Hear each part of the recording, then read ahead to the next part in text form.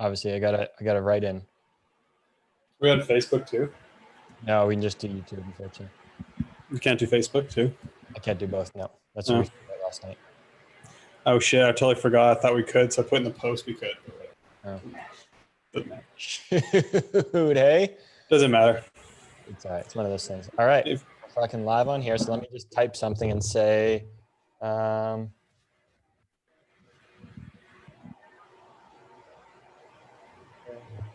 Put the phone number up, I guess. Yeah. Call in. FaceTime. Audio. +1.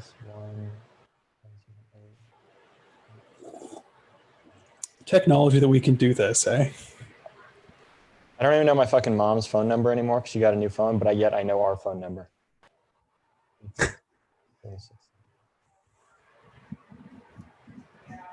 Okay. Oh, Gavin's already fucking... All right. Roger's ready to go. Roger. Sorry, Roger. All right. Let me get back to the Zoom page. I'm going to record on everything possible just because, you know, gotta be prepared. Let's party. Let's do it. 3, 2, 1, record. Roger. Okay, Roger, we haven't even started the show yet. Press.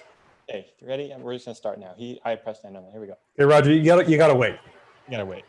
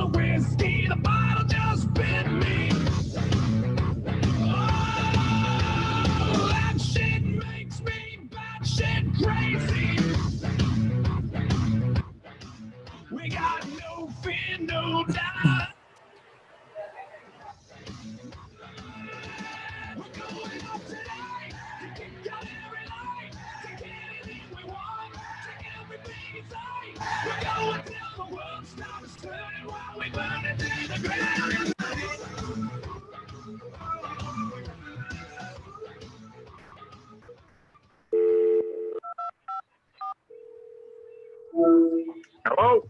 Oh, I got his ass now. You have to be fast in the track. I hate that guy. Drunk quick. Change the rest of your life.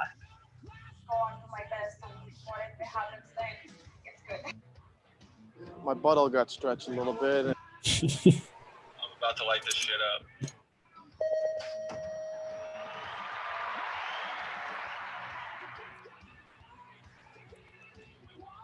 Look at everything inside. Coffee Chatter Radio, show number 4, coming at you live on a Wednesday night. Beautiful Wednesday night here in San Marcos, California. It's hot as fuck here. Our first Chatter Radio via Zoom. This is once again something new for the boys. We're making it happen. People want the live show. We're in different places right now. Tori's in our San Diego studio. Yep. We're trying to make this live show happen. So we got a Zoom account. We're trying to make it work. It's 2020. Everybody gets Zoom these days. So yeah, we purchased a Zoom account just to satisfy our listeners. You know, we just keep delivering the mail. Doesn't matter if we're different countries. Just makes no difference. We just fucking make it happen. You know what? They ask for it. We deliver. We're like the fucking mailman. We just deliver. People on YouTube watching live, thanks for tuning in. You know what? You're welcome, everybody. You're very welcome. We got a big show. We got Trey White coming on. We got Connor Fields coming on. We got a bunch of different stuff to chat about. It's gonna be a good show. I'm excited. We got World Cups being canceled. We got quick shots to be asked. You're right. We got a lot of shit. We got a lot of stuff. Got a big show. Looking forward to hearing yours and Trey's call here in a few. Good to check in with the World Cup champ from 2020, Connor Fields, as well. Yeah, that'll be a good one. He just made a post too, but it's World Cup champ, USA BMX champ, national champion, and Olympic champion. Like 4 titles being held at once. Like that's a big deal. He just posted that?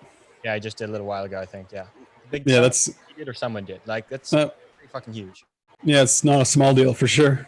It's not like Speaking a small deal. speaking of Connor Fields, winning starts with the Great Gate, and he's won a ton in his career. Pretty much, not all of them on a Pro Gate Europe, but I want to say a big portion of a large portion of the wins he has are on a Pro Gate Europe, and Connor knows winning starts the Great Gate, and I mean it's on a Pro Gate Europe. That's just is what it is. Just one. If you don't have a Pro Gate Europe, you're not doing good. You're literally the dumbest person alive if you don't have a Pro Gate Europe. I don't understand like why even practice starts if you're not going to do it on a Pro Gate Europe, because I don't know why you bother. And we joke about this, but we're being serious. Like if you're not have a Pro Gate Europe and you're looking for a gate, you should be getting a Pro Gate Europe. Everyone uses a Pro Gate Europe. I know. I would have loved to have a Pro Gate Europe set up when I was racing. Wouldn't that be sick? It would be so sick. You could mount it on you could put it on your street, but ideally you have it in like your yard or something, or like at the track, mounted in something so it's like a flat acceleration. Oh my god, it's awesome. Oh, talk dirty to me. That's what you need. So any tracks out there, you want to get some better gates, you go to Pro Gate Europe. Tell them Tori and James sent you guys. Yeah, tell them Coffee Chatter sent you, and they'll take care of you. Coffee Chatter sent you guys. They'll get you sorted. Pro Gate's giving away free gates. Oh, wouldn't that be something, eh? Oh, yeah. That'd be something. We also got to give a shout out to our friends at motosheets.com. We talk about gates. We talk about, getting better in training. Well, you need a timing system. Maybe your race or your track's having a race. You need a scoring system. Well, motosheets.com has it all made easy for you. You can go directly to them, get everything you need for timing and scoring. They're also coming out with an app soon. Okay, I'm not sure if it's out yet. I don't think it is, or else we would have got word from them. But they got an app coming out, so stay tuned. We'll be sharing it once they do. And you know what? Like we said, guys, thank you guys for supporting us, and we like you guys to support the people that support us too, which are motosheets.com, ProGate Europe. Just great people all around. Those are the goods. I'm quickly just putting up an Insta story here. Yeah, great sponsors of the show. Fourth radio show now. Like we said, we had talked about it for so long. These are really fun to do every second week. We had a really good show last week with Donnie. We got some really good feedback on that one too. I thought that was a fantastic show. A lot of people message us with some, I'll say like heartwarming, responses saying they really loved what Donnie was able to share with us. And I think we could all appreciate that story of him from the Worlds in 2009. Like if you didn't feel something from him saying that story where he had to basically go there on his own, and then he won the world title, and he's like, I'm going to ride back without telling my own, because I came here on my own. Like, if you don't get goosebumps listening to that, you're insane. Dude, I almost started crying when he told me that, when he started crying. It's so cool. Like, yeah, wow. You know what? Sometimes it's the most satisfying thing. I know what he means when you win something that big, or when you accomplish something that big, sometimes just having like the most solitary thing by yourself, like riding your bike by yourself, is the most therapeutic, like most wonderful thing ever. 100% agree. Yeah. That's like, because you're doing it for yourself, and that ride is like, you're telling yourself deep down, like, yeah, I did this. Just you can be alone with your thoughts and excitement. You're just riding. You're just in your mind. You're just like, fuck yeah. It's exactly. Like you are screaming inside, but outside you're just like calm, cool, collected. Yeah. And then the inside you're just like, yes, get some. That's right, baby. I know. Seriously, that's the best feeling ever. What I love about our sport is like we're in such an action sport. We're meant to be like these machines that basically just operate, on a razor's edge, let's say, like racing on a sport that, I mean, with some serious like crashes, shit can happen. But at the end of the day, like we're all these like soft, warm people inside that like we just really care. And like a lot of people listen to Donnie's story, we're soft teddy bears when we hear this kind of story. For sure, because it's so relatable too. Like, especially in our sport, it's a close-knit community. Everyone knows everyone, even if people aren't friends with each other. I mean, everyone knows everyone. There's no strangers, and we all go through the same struggles. And BMX is a gnarly sport with a really high attrition rate. I mean, there's so many injuries and so much stuff that can happen that even, if it's a competitor, but they accomplish something like that, I mean, it's hard not to feel something for them, No, 100% it's not. Yeah, that's the thing. And so it's like, when we're able to share those stories, I love when people are able to come to us after and be like, I didn't know this about that person, or like they're like, I felt something like when he said that. Like that's so cool to hear, and that's what we want to share. I think the thing I love most about the show and what we've done and built here is that people get to know all the superstars and riders in our sport. They might see like Freddie Villegas or Joris or whoever at the races and just get the results and whatever and see them on social media, but they don't actually know them. And then they come on the show and spend an hour or two and just unfiltered telling their story and showing emotions like many of the riders have and sharing stuff they've gone through or, you know, some of the hard times. And I know people feel a lot more connected and know the rider more and like them more. And I just think that's so cool. It is. Yeah. One of those people we've been able to share the story of was Trey White. We had him on the show. He was probably one of the, was he the first? He was one of the first, him and Kai, I think, were one of the first, like probably 10, 12, 15 people on the show. I felt like it was early on. That's what I was early on. Yeah, because it was right, I remember it was right before the Manchester World Cup of last year. We started the show in like what, February? Yeah. So would have been like, maybe the first 10 people, yeah. Well, we got to talk to him. The big question was, he made the post, obviously. Couldn't really tell from his post. It was kind of saying that he was done racing. I couldn't really tell if he was retired or if he was just done with the GB program. We kind of talked about it in the other show. We weren't really sure. So we wanted to get him on. We wanted to talk to him about it and get down to what it was all about. Yeah, because I remember we talked about it last time. Like when I first saw the post, I thought he just meant, you know, I'm not with the GB program anymore, but I'm going to kind of do my own thing. But then people were commenting like he retired, so I didn't really know what he meant. Yeah, me neither. So we got on a little call with him. Quick little rundown here. We'll play it for you. Tori wasn't able to be on this one, so I just did a quick little Zoom with him. We'll play it for you, and then we'll let you guys hear what it's all about. I'm excited to hear this. All right, here we go. See if it works. It's the first time trying to use it. All right. We got Trey White on the line. Thanks for coming on, buddy. We brought you on because a few weeks ago you just had a post that you're off the GB team. Sounds like you're done. Give us a little rundown of what the situation is for you. Basically, beginning of the season, really. Obviously, I didn't have a good 2019. Just we had meetings on the squad and basically just said, we're obviously trying to get as much guys as possible. Guys with the best results will basically go to Olympics, really. So for me, that was kind of good because I did rubbish the year before. So I was like, okay, let's do it.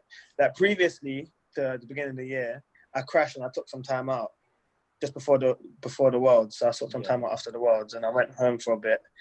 Like when I raced the Worlds, I had like a bit of a broken, I strapped my hands to the bars and stuff and it was just pointless. And I said, that's so sketchy. Literally, it took me a while to get back, like feeling good, and then I crashed and did that. So I was like, all right, I took some time off. And then we spoke about it with Marcus, and I went to London and I just trained for I came back like really well, and we went to Australia. And we just said like, I need to do well at all these races, obviously to go to Olympics. And if I don't go to Olympics and I'm off the squad, it's either Olympics or off the squad. So I knew that. I got myself into a really good place. Like by March, I was PBing, like best I've ever been. That's like hitting PB down the hill. Yeah, and then the race we did, like, yeah, I was just in a good place. And I felt, for once, I actually felt fast like it. Like I felt a bit like myself again. So I was like really excited. And then Manchester happened. That we had a decent race there, graphic on the first day. And I got second to Kai on the second day. And then that was my last race, obviously, without knowing. And then they just basically said, look, June 4th was like 2 days after the Worlds was meant to be. Yeah, and we would have known if it was Olympics or not.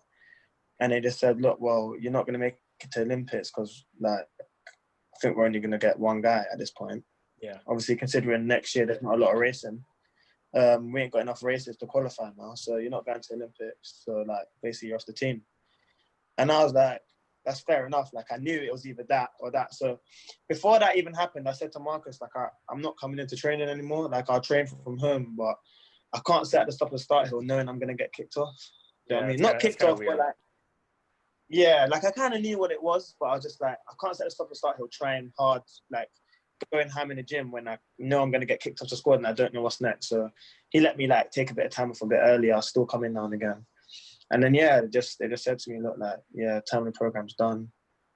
And I was like, yeah, like, I feel fair enough. Obviously, I'm just gutted about the timing. Because I was kind of ready because I already kind of tried to quit before. And that time was horrendous. Like, I had no idea. Like, I didn't know what to do. Like, I was ready to leave the squad. You know what I mean? I didn't know what to do. So when this time came around, I feel a bit better now about it. Mm-hmm. When was that before? I didn't realize you thought about that before. So this was like, so after the Worlds, Yeah. I think it was like September, October times. Okay. Like I think the guys went to Rock Hill and raced and stuff. And I just, like, me and Quillen didn't have great points. So we could have contributed some money and went and raced. Mm-hmm. But I just had enough. Like, I just had enough of going to races and not mentally not being able to, like, believe in myself, really. And I just said, I need that. Like, I can't do it. Like, it's pointless traveling the world and going out in the quarters and that, or eights and stuff. True. Do you know what I mean? Like, I just had enough, and I just knew that was my head. Do you know what I mean? Like, even if I had the speed, I just wasn't. These guys that were racing these days are, do you know what I mean? Like, you need to be on top form to be able to compete against them. Yeah, you miss like one step and you're off the back, and someone like yourself who's coming from like who was at the top of the game and always was, and then you kind of every once in a while we all go through these little struggles, and when you're trying to climb back up to where you were and you know you should be, it gets extra tough. Yeah, you put more pressure on yourself. You just you just start questioning yourself. So yeah, around October, I thought I was gonna quit. Like, I went to London and stayed with my other coach, CK. Like, I didn't really train, and then it's just a change of environment, and like me, because I enjoyed training before, but now I just was training by myself with no pressure. I started enjoying it again, and I just started riding, and I just thought, yeah, like, I'm not ready to quit yet. And I'm glad that the program actually let me like have that bit of time off and still carried on supporting me, because they could have kicked me off then, really. Like, 3 months we had reviews, so they could have kicked me off then. Oh wow. Okay, yeah. But then I came back, and I think the biggest thing for me is that at the time I thought I was gonna quit because I didn't have it anymore. Mm-hmm. But then when I came back and I PB'd and got some like really good times, I was like, maybe I do. Like, and obviously I didn't quit because I didn't feel like I didn't have it anymore. So that's the only thing I can take out of it and be positive about. Yeah. Is that more time is the scenes of events. Because even if there was still no COVID, I'd still be racing now. Like, GT support me. Mm-hmm. And potentially I might go to the Grands. I just need to get training properly again. Yeah, fair. Like we all do. Yeah, I thought everything was locked off. I was like, oh, well, I haven't remember, like, I'm going through this hard time. I don't really want to ride. Yeah. And my coach, CK, like Clive, the GT, is like, oh, potentially you might be going to the Grands. And I was like, okay, I need to get my bag out. Shit's still packed in a bag. I get this thing out, you know. Exactly. I don't even know where it is. But yeah, I'd definitely still be racing like this year if there was races. It's just that there's no races, and next year the big races are for the Olympics. Yeah. So if you want a good season of racing, you're gonna have to wait till 2022.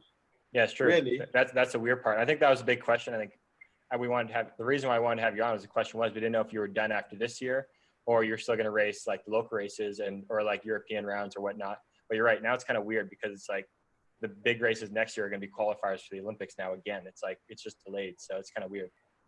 Exactly. And I think potentially they said they're in like Oz or Colombia.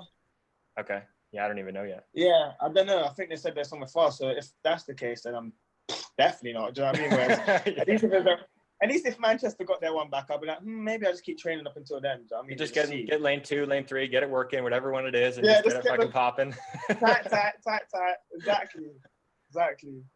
But yeah, so I think it's just a bit weird timing. I just like I didn't want to quit. Like, I wanted to keep going. And even now I know GT like will support me.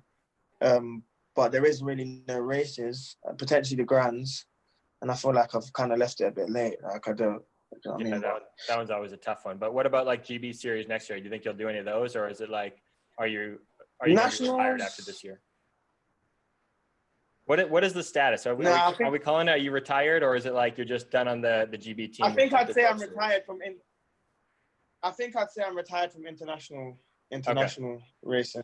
Right. So there's no point me going to European with my dad bod, and my legs are so skinny now already. Did you ever have huge legs? You were just a horse, No, but I didn't. remember you have big legs. No, I didn't, but they're getting worse, I'm telling you. So I think I'm probably retired from international racing. Okay. Unless GT say, look, I want to support you next year. Come to America, race the season. I'll be like, I'm down. I'll start training now. All right, yeah. GT, let's get him on board. Get him on GT, the train. But other than that, I mean, I think it's too hard to fund yourself like to race internationally. And it gets kind of pointless when there's no end goal for me personally. I feel. So yeah, I think that case, like I'll probably just have to. Now I still got to turn my back. I'd probably race some English nationals. All right, that's cool. But I'll have to get a job. So now I'm gonna have to get a job. So And now it's gonna be extra tough. Now you gotta fucking get a job. You gotta try to train. It's gonna be exactly. Yeah. I don't think I got it in me, honestly. tough. Well, okay. Looking back on your international career, then, because it does sound like you're done. What are you most proud of? What are you most proud of on the international stuff you've done in the world? That obviously I'm most proud of my world free. But more time, my proudest moment of that was going through the semi. Like the third was obviously lucky, but going through the semi was like, the relief was just like crazy. I watched that race back too. I think Quillian like posted a video of like some of your highlights. Yeah, he did. I watched it. It was huge. Yeah, that was a good race. Yeah, for me, it was just like for the quarter, I was like right, and the semi was just right place, right time. It was just like good. But I think that I made a couple World Cup mains. And won I don't think I won a Euro round, but I won like some big Euro Cups. Like, but other than that, I'd say like the Worlds. And I think I performed really well one time in Sarasota. That was my favorite race, I reckon. Yeah, you were on. But then Torres flipped to the gate next to me. He fucked you over. I remember that. Yeah.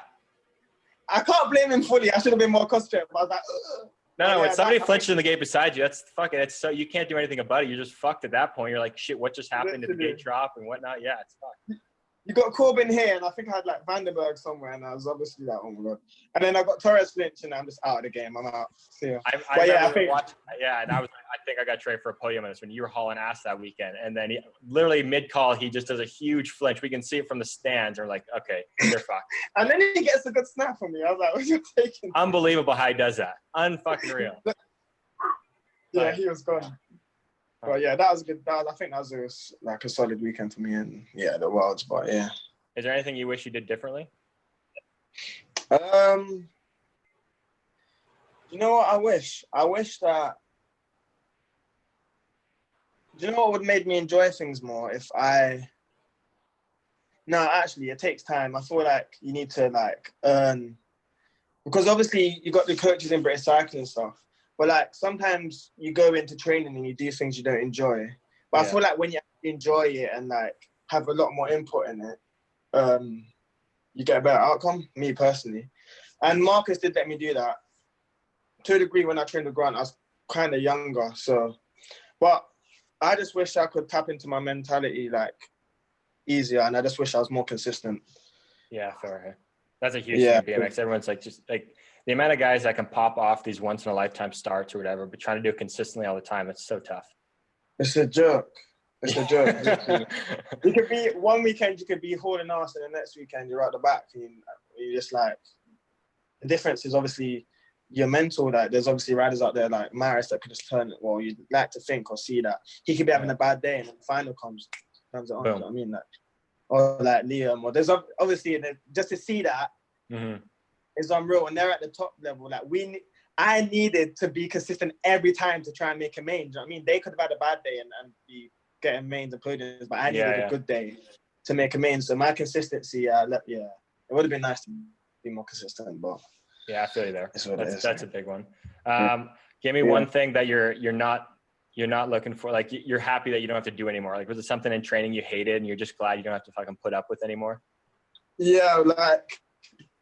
I reckon, I'm not gonna lie to you, changing my gear and cleaning my bike. Like, that's just not you guys always have the cleanest bikes too. But it's just changing the gear. Like when we do different settings, we change gears a lot. And when I started using this disc brake, I'm telling you, it wasn't like for me, it was hard to get used to. And I just had a nightmare. Now I love it, but yeah. I think I'm glad that I have to fix my bike. And I'm glad. And also in England, just riding in the rain. Or like riding in the rain, or jumping in the wind at World Cups. I'm not gonna miss that. I promise. Yeah, those could fuck right off. Trying to fucking do a Supercross race when it's just howling side when you're like, cool, thanks guys, right on. I'm not gonna miss it. Like going up on the gate, sometimes I just want to get round. Do you know what I mean? Fair, yeah. Like, I want to start here and I just want to get round. Like I'm not gonna miss that at all. No, that's one of the worst parts of our sport is having to be in the gate, wind's howling, you're just praying like, all right, just let me get around this second straight and I'll be fine. I feel like some people thrive with it. I feel like they're like, yeah, look at everyone. I'm going to love it. Do you know what I mean? There's some people And that I'm do. the one It's over like, there. I don't know what it is, but it's Kyle like does. You think so? Does. Shit, okay. We go on training camps, right? And Grant will look at us and be like, we're going to do full lap at Papendal. And my first few times over the first jump, this was back in the day, I clipped out in the air because the wind hit me. And we're like, nah, we're not doing pro today. We're not doing pro. Kyle does the effort randomly, he hops into the pro section, does the whole thing. Grant looks at us, yeah, we got laps, boys. Literally. Like, come on, bro. Like, do us a solid here. Just pull the chute. Let us have our day. Please. Exactly. But no, he thrives off it. I feel like he'll just jump sideways into the wind, and I think he'll just sit back, get his popcorn out, and watch me. Like, you know what I mean? Oh, that's funny. All right, so what's up next for you then? I know you're doing a little coaching as well. I think I saw. Was it you and your brother doing it, or just you? Yeah. What's up next? Do you think for you? That's where the struggle is. I actually have no idea. Like right now, it's a bit of a struggle. I don't know what. Obviously, I don't know what I'm passionate about, or like what I want to wake up and put all my effort into. I'm not sure yet.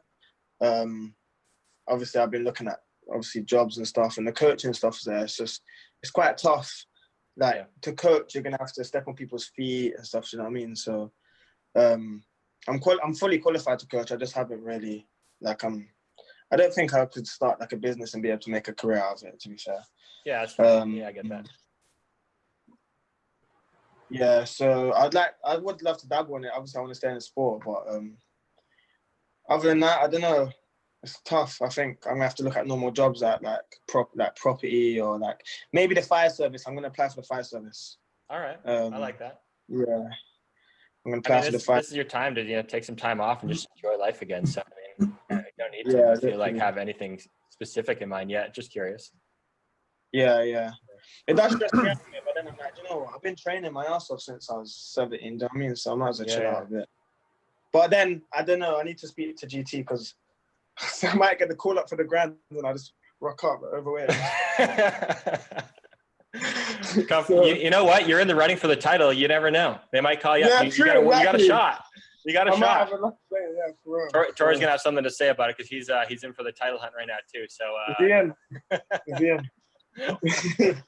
I might have a little bit more than him because I've retired like later on than him, so I might have a little horse. I think you guys should just have a duel then. Sure, why not? I've got it. Flat start hill. Oh, you got him. No worries. I got him. Yeah, you're fine. I got him. He's gonna hear this back. He's gonna be pissed. But you got Flat Hill. You got him. He's a supercross specialist. You know what? Literally after the kink, he's gone. Oh, it's fine.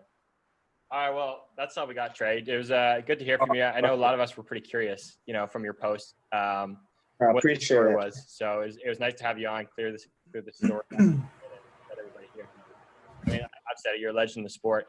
Not many people get a world medal and everything. So yeah, I appreciate it. Thank you very much. Yeah. Thanks for the time as well. Yeah, of course. And yeah, I know it's like late there. We were going to get you on at like 2 a.m. last week. I forgot and whatever. So I'm glad we got you on. Yeah, I was ready. I was prepped. I reckon. All right, good stuff. No, I appreciate it, bro. Thank you very much. Yeah, thank you. I appreciate it, buddy. I think we're working.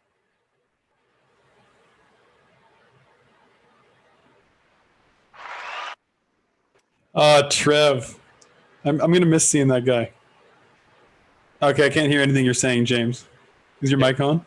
Yeah, it was muted. My bad. We're back. Okay. Man, I love Trev. He's such an awesome dude. I love seeing him at the races. Man, I'm going to miss seeing him at the World Cups.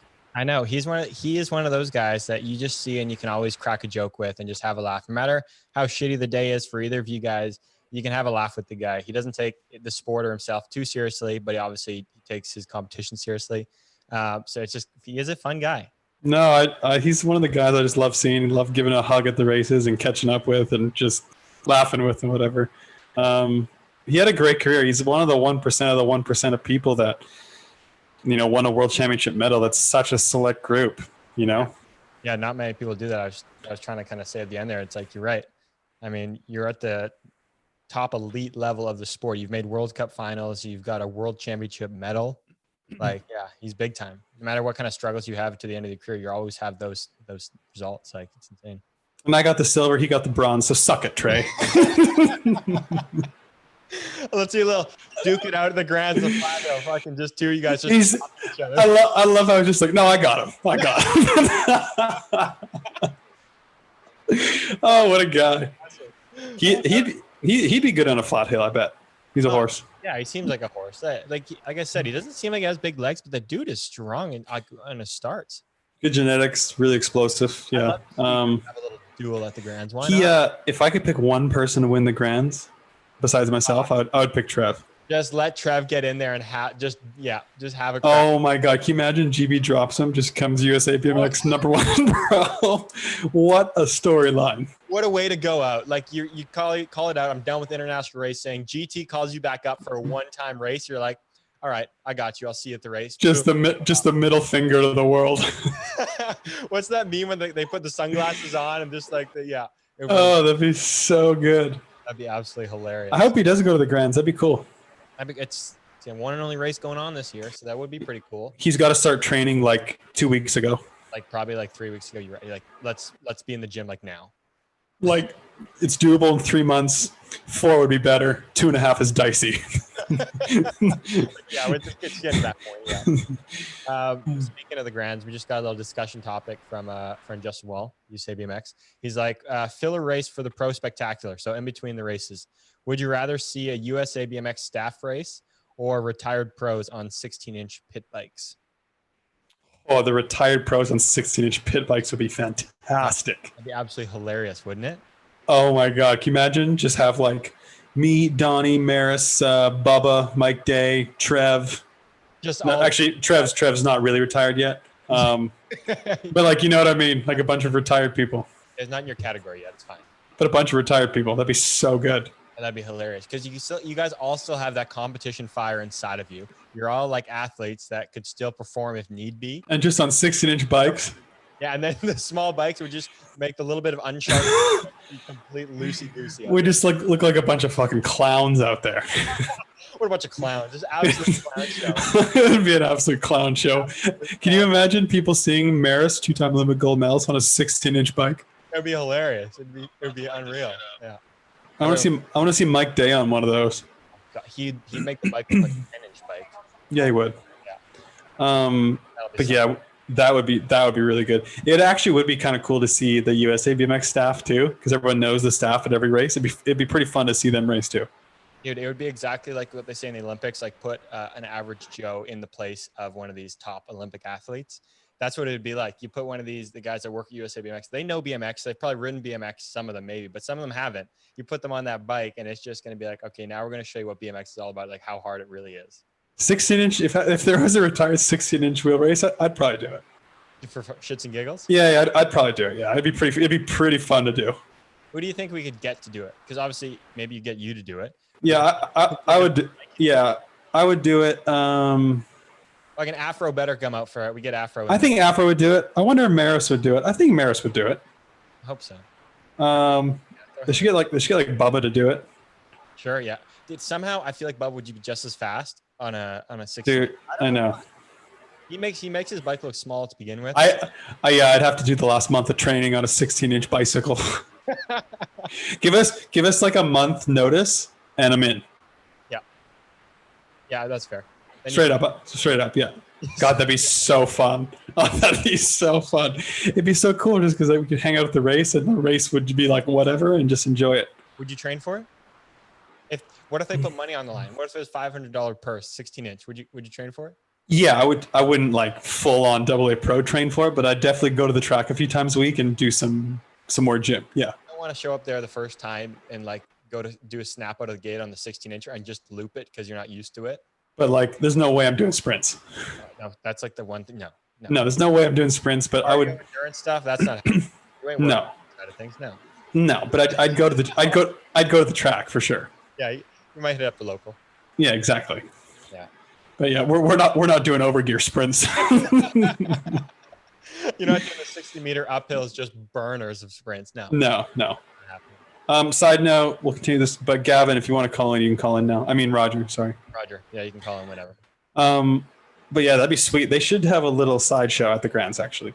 Like, that would be hilarious. Like they do the side hack thing, and I mean it's funny, but when it's well-known athletes or more known people, and you can kind of relate to the person, see who that is, I think it's funnier. So I think so. Can you imagine them seeing Bubba and Maris? That'd be awesome. I mean, they're just epic legends. Anytime you get an opportunity to see them back on a track, it'd be awesome. So you're right. Yeah. Yeah, I think so too. We get to some news. Big news in the sport. Are you there, T? Yeah, I'm here. Oh, okay. I thought you froze. I was No, I was just listening intently. classic jankiness that goes down with the podcast. But big news in the sport. The last round of the World Cup series that was being postponed till November in Rock Hill has been canceled. Yeah. Not a surprise. Bummed to hear it, but not a surprise. Yeah, you know, at first I was thinking, well, all these other sports are starting up, and it'd be possible if everyone just came, maybe the UCI rented out a hotel and like said to all the teams, look, everyone just has to stay here and we'll have food catered in and whatever, and kind of create our own little bubble. I think it would work, and everyone just kind of stays in their team. Like us media would be one team, you know, like obviously each country would be their own team. Everyone just kind of stays in their little bubble, and we all stay in the same hotel and then just go back and forth to the track. I think it's doable for sure. I thought it was. That being said, I didn't think that it was going to happen, but I was thinking about this like before it got canceled. I was like, you know, I think it could happen. But then obviously it got canceled, and me and you looked up, and pretty much most of the world isn't even allowed to travel to the US. So, So yeah, logistically, like it actually wouldn't work. Like it's actually had an like idea, logistically, like couldn't do it. like Canada's allowed to go to the US for some reason, but then the rest of the world pretty much isn't. It'd be like the Continental Championships as a World Cup. Yeah. So I mean, I could go and hang out. There's always just USA plus like one or two Canadians, if that. But yeah, so it literally couldn't happen. I think a lot of people probably don't know that, so they were probably hoping that it was going to happen, but it literally can't. It's like it actually can't happen. Yeah, I was telling you before, like mentally, I'd already kind of, I didn't think it was going to happen. I didn't think it should, and so mentally, I kind of got myself. This was like months ago. Mentally, I was in a place where I didn't think it was going to happen. So I wasn't really. I had it in the back of my mind, but I wasn't really that focused on it, which in hindsight is not like what I wanted to be. And I knew I had to kind of turn that around this time, like start getting focused for it. So kind of hearing that it was canceled, like as much as I'm bummed about all that's going on, like mentally I was like, okay, this is kind of what I expected. I'm kind of happy that I can keep working on the things that I've been trying to work on right now. I wish that I had a race like this to like actually be training for instead of just working aimlessly on different things again. But like I said, I never thought it was going to happen. I didn't think logistically we could do it. We don't have the money in the sport to be able to test like these other sports do. They all get tested before they go into their venues, or they get tested before they go into their bubble. How are we supposed to do that? Yeah, and dude, not much might change before next spring when the World Cup's supposed to start again. I don't know if a ton's going to change. I hope it does, but we'll have to wait and see, obviously. Yeah.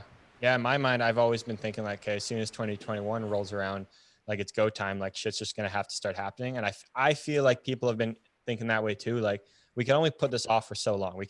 Eventually we got to adapt more and more. And we got to start taking the risks more and more to start doing these events and whatnot. And my thinking is as soon as 2021 rolls around, like we're going to start doing that one way or another. I'm not saying it's going to, that's my opinion. So basically that's what I think. And I'm hoping that happens because like let's just skip to 2021. Romain said it on a post, like let's just skip to 2021. 2020, we're gone. We're done. We're gone. It's over. Well, who cares? It's gone with now. Let's live with it. It's in the past. 2021, here we come, baby. Yeah, I mean, all these other sports have figured out a way for their stuff to go off.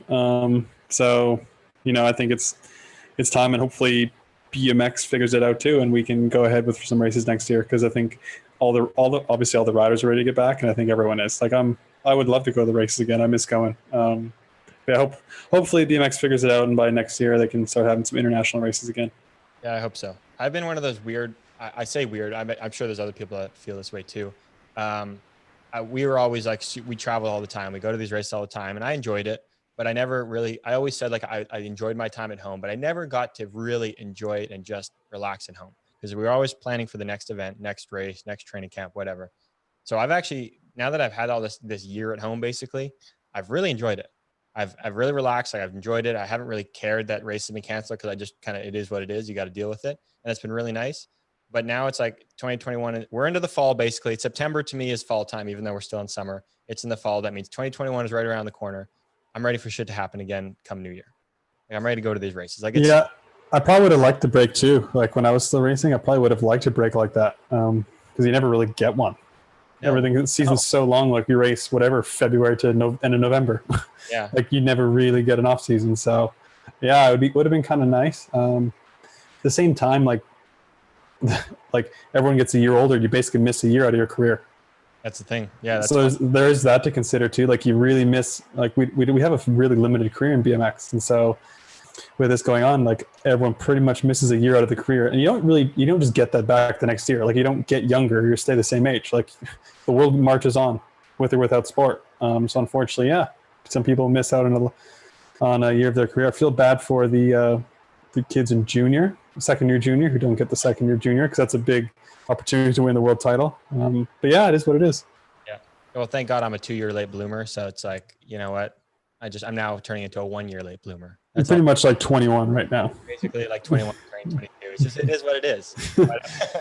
But speaking of the juniors, like every time we say this and we're like, oh, it sucks for these second year juniors, I think of Ryan Tugas. Yeah, me too. He's one of the Canadian guys, top amateur. Basically, he was going to win the worlds this year, so yeah. He was going to win the worlds. I train with him. He fucking smokes me half the time down the hill.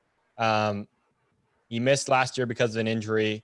Basically just had to take the year off. Coming back this year for a second year junior, looking sharp right now, I got to say, and he can't do it. And now he's got to hop right into elite. So yeah. Speaking of Ryan, I just sold him my old set of golf clubs. I was getting into golf, baby. This is huge golf week.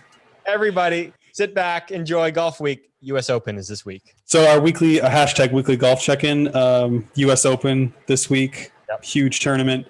Excited to watch it. Update on myself. My swing's really coming around. I'm still grinding, but I had a promising round yesterday. Did a lot of good things, and I'm rounding the bend here. That's what we like to hear, T. Really had to dig myself out of the crater of horrific golf I was in for like a few weeks. You're in one of those waves. We talk about these waves. You're in a wave. It's fine. But it's the same thing. Yeah, for some reason, it's the same thing in every sport. And it's looking back, it's the same thing in BMX for like a few weeks or like sometimes a few months. For some reason, like you just can't get consistent gate starts. You're just fucking with stuff. It's not working at the races. You're trying different stuff. It's not happening. And then you go through like another few weeks or like a couple of months where it's just effortless and you just roll up to the track, don't even warm up, don't even think, and then just rip one off. And it's like, what changes? What happened? Like, where did this all go wrong? Where did it all go right? Seriously though, I don't understand. I was like freaking out. They're like, this is happening to me right now. It's like, I don't understand how that happens. Yeah. It's unreal. I've been going through with my gates right now. I've been trying to change some or make some adjustments. I did 2 sessions like end of last week, beginning of this week, where it's like I didn't know how to stand in the gate anymore. I was like, I know. What are you doing? Do I my I was like, what is going on? You gotta stand in the gate. You gotta stand in the gate. You lean back in your mind. You're like, there's no way I can get a good gate from how I'm standing right now. No, it's insane. Yeah. And, I know. I know exactly what you're talking about. Yeah, it's one of these things in sports where you just got to work through.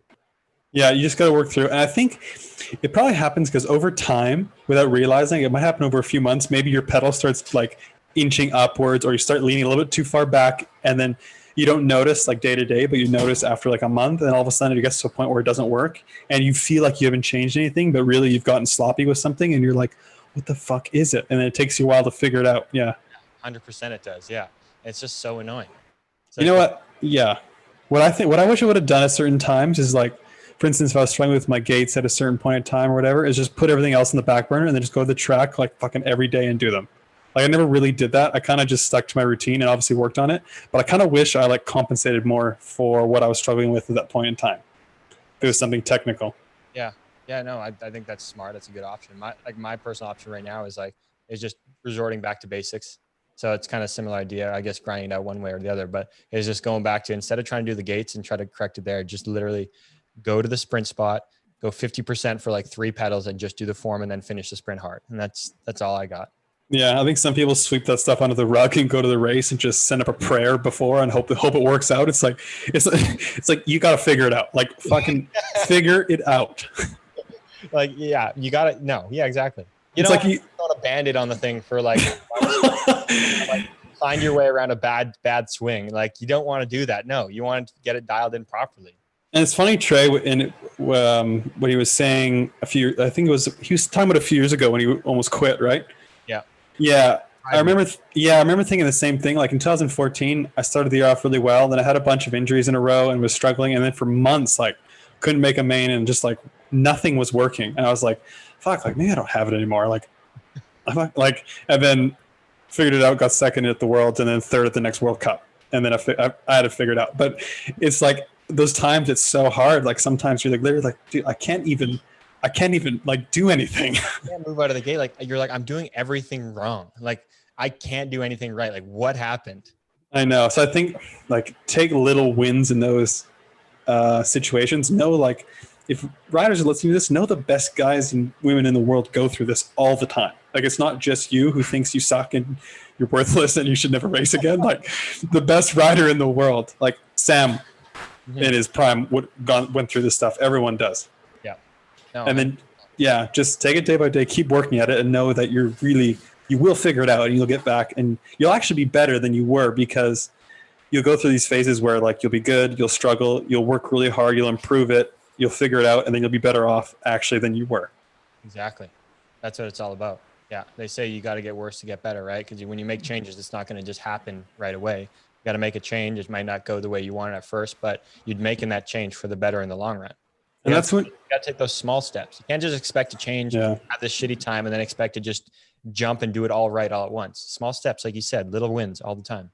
And that's when you really learn. Like you don't really learn when everything's flawless and you're just killing it, not thinking. You learn the most when you're struggling and have to really figure things out. Yeah. Yeah. Speaking of World Cup, how about Connor and Elise wake me up on Tuesday and realizing they're World Cup champions after a race in one moto for Connor? How about that? How about that payday on a Tuesday? How about that? You wake up, oh my God. That's got to be the smallest like amount of World Cups ever done to win a World Cup title. I can't remember how much it is for the World Cup title, but it's pretty good payday actually. It's good. Like, isn't it like 10 grand? I think it's 10 because I think in 2017 when I got third overall, I think I got 5. Okay. I think it's 10-7-5. Okay. So all in all, Connor and Elise both had a fucking payday when you add up the bonuses they got from their respectable sponsors too. Just imagine just waking up on a Tuesday. Oh, fuck it, let's go shopping. Let's say you wake up next day, you make 10 G's. What are you going to buy? You're disappointed the day before, like fuck, gas was $100, and then you wake up and you just made 20 grand. What's the little purchase you're making when you get that little payday? I'm taking myself to a coffee date that morning. Having a nice brunch? And just get a nice brunch and coffee. That sounds fantastic. That would be the way to celebrate. Yeah, just something simple. I don't think I would celebrate with champagne in my Chex Mix or whatever is cereal. I don't know what is Chex Mix. I don't know what kind of cereal it is, but I wouldn't do that like Connor did. But you know what? To each his own. To each his own. He's ready for us to call. I want to give him a call. Fantastic. Yeah. We'll call here. We'll catch up with the Condor, World Cup champion. We're going to use the coffee chatter phone here. I got his number ready. I'm going to try to call him here. Let's hope it works. Okay. Hope it works. Let me just screw it. No, we're just going to do this. I can't deal with that. I'm looking forward to when Connor retires so we can have him an in-depth career show. That's going to be a huge one. Yeah. What's up, Con Man? Are you there? I am. Can you hear me? Yeah, we can hear you. You're live on Coffee Chatter with me and Terry. Thanks for coming on the show, 2020 UCI World Cup champion. Yeah, what's up, Condor? Oh, not much. I just stopped crying about the Vegas Golden Knights loss. No, dude. Did they really? Honestly, after they beat the Canucks, I honestly thought they were going to win. They're such a good team. I know. I couldn't even enjoy talking smack to you boys for knocking out Vancouver because we just completely imploded on our next series. That's not what you want. For an expansion team, holy crap, are they good though? It's funny though because everybody always just is like, oh, the rules were rigged, blah blah blah. But at the start of the year, everybody thought they were going to suck. They were the worst odds in the league to make the finals. Everybody was like, oh, they're going to be horrible for years. And then as soon as they're good, all the sports reporters and all the writers are like, oh, it was rigged. It was rigged. So I guess we'll really find out when Seattle comes in next year, right? And when they come in and if they're able to replicate, well, then maybe the rules were rigged. But if they're not, then maybe people will finally respect the Knights a little bit. Well, yeah, I don't think it was rigged for sure. But they did change the rules, I guess, to make the draft a bit better for the expansion team, which I think is good because in years prior, expansion teams were fucking terrible for 10 years.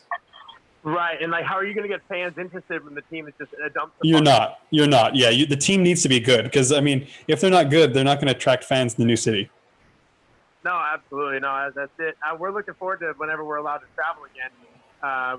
We want to come up because I'm sure when the Knights go up to Seattle, they're going to play Seattle, Vancouver on the back-to-back. And we want to come up there and do that and go to the games up there. It's just beautiful up there, that part of the world. Well, with this big payday of winning the World Cup title in 3 races, you can get yourself a box seat and just all out. Well, that's going to be the thing, though. It's like, am I going to get paid for it? You know, like, who knows? I guess I'll have to wait to see if the check shows up in December like usual. I know it's so annoying. It takes usually until December to get it in the mail, and then there's no rule. Like Connor, we were talking the other day, but I don't think there's any rule for this that it should be less or anything. So I would assume it'd be the right payday. I read the rule book, and it doesn't say anything about it. They've announced a series champion, and not just me, like top 16 get paid. So I think they should pay us, but at the same time, it's like, if they don't pay me, what am I going to do? Fly to Switzerland and sue the UCI? Stand on their doorstep, just knocking. Hey. Right, like the dude who got 10th place for $1,000 isn't just going to fly over to Switzerland and sue them for $1,000. Yeah. I mean, it's unfortunate they didn't have a series, but at the end of the day, with the amount of races that we had, you did the best. So, yeah, it is what it is. Yeah. Hey, look, like when we left Bathurst, we all thought the worst thing ever was the fact that one race got canceled. What if someone would have told us, "Hey, joke's on you guys. There's literally no more races the rest of the year." It's true, though. Hey, yeah. But especially the Bathurst day, that was a pretty big day because obviously it was the one lap and everything, and people, like everyone knew going in that results might be taken off one lap or a quarter or however much racing went off, and so real professionals, I watched the whole round, like you and Corbin and some others, but you and Corbin are the ones that stood out to me the most. You just went up and handled it and just laid down as fast as lap time as you could, and that's what you needed to do in that instance. Yeah, well, we had a meeting before, like Jamie Staff with USA Cycling, like he told all of us on Team USA, he goes, "Hey, we had a meeting with the UCI, and I have to imagine all the other country team managers are there." He's like, "We had a meeting, and they have told us that if the race does get canceled, it will go off however many rounds they got through. So every round you go, don't be, because in the moto, sometimes the World Cup, you're not going to go all out first moto." But he was like, "Just start going all out and just go for it." And so that's what Corbin and I did. And like I said, look, it's like we don't want that to happen. Like I didn't like show up that day. Like I hope we only get one round, but. Hey, it is what it is. It's just sometimes that's how it goes. Yeah. Yeah. Like you said, everyone knew that going into that today, especially like that's what you need to do. And so the riders that didn't do that, it's like, well, too bad. Like you knew what could have happened. Right. No, that's exactly it. And like I went to Rock Hill last week to the USA Pro Open race thing that they had, and I was there early to train for the upcoming World Cup. I didn't like. If I had to bet money on whether this final round was going to happen or not, I don't think I would have bet on it happening. But like, you have to prepare as if it's going to. Yeah. So, that's what I was doing, and I was just as surprised as anyone because I expected like if they were going to cancel those rounds, what I thought they were going to do is make it like a 2021 combined title. So like carry the points that we have now and just combine the 2 years. That way the points don't go away, but they can still announce the champion for next year. And that's what I expected. So I literally, like, I don't know if you saw that thing on Instagram. I was, like, joking around, but that's, like, a little bit serious of how it was. Like, I woke up, checked my phone, and was like, holy shit, I just won a title. Yeah. I didn't even think about that option, but that's very plausible option. That probably would have worked well, except this. That was my thought. And I didn't hear anything from anybody. But to me, that was like a logical thing to do, because that's what we did with USA for our Olympic qualifying. Like they just said, hey, if any more races happen in 2021, we're going to add them to the points that you've already accumulated, but we're not going to take anything away. Mm-hmm. Which makes sense because I think that's how the qualifying or the overall world ranking stuff works for that too, which is smart. And yeah, you would expect that, but what an awesome little change. I mean, that makes it easy on you and Elise. Like, couple weekends of racing, boom, there you go. Yeah, no, it's cool. And then, one thing I am glad, I'm glad it's not my first one. Like, I've won the World Cup title before. Like, I crossed the finish line and had the whole, experience. So I am glad that this wasn't like the first one, because it would be a really weird way to win your first title. So that part of it, at least I've had the real experience too. I feel like people, if it was your first one, like people could always try to put like an asterisk next to it and say that, but like it is what it is. Like there's a reason why they have rules in place, and you've already won it before. So there's two reasons that people aren't going to put an asterisk next to a 2-time World Cup champion. Yeah. So, well, someone always will, but whatever. What are you going to do? Someone's always going to hate you. How was the race in Rock Hill? Was it, obviously it was probably fun racing in. Was it a bit weird or feel, rusty or anything like that? I mean, I never really stopped training. Like, I haven't been hardcore, like I would have been had it been like training for the Olympics, but racing felt good. The first straight was super fun. Like, I'd literally never done a gate there. We've raced in Rock Hill, it feels like 26 times, but I've never done a starting gate on the left side. The first straight was awesome, but God, cutting back out of the first turn from the inside was not fun. And it was a little bit depressing to be like hitting those tiny little jumps when there's like a big, beautiful straight right next to it. Mm-hmm. That part was a bit of a bummer. The competition level was high. I mean, like, those boys were flying, like Souza and all the rest of those guys, like, they were getting after it, and they've been racing all year. So the level was high. So that was fun. To be honest though, like, I just worry a little bit for like the future of pro racing in America. I really hope that it comes back strong next year, because if it's like that always, like, going forward, it's just a bummer just to see how it's changed over the years. That'd be devastating, because that's one of the oldest, most prestigious titles. Yeah, I mean, we were kids. We were like the kids that used to watch those pros and line the fence and stuff. So hopefully, I just got to stay positive and hope it comes back strong in the future. Yeah. I was thinking it would, like, for someone like yourself, like, I mean, like Jay Smooth, they Souza, those guys are obviously racers on the world tour as well. They've been doing these series for a while, so they've been having good kind of training races going on. Did it feel like it was hard to get hyped up and motivated to do the race, even though you were there for a job, which was to get, practice and prep in for the World Cup if it happened? Was it hard to get excited for it? Kinda.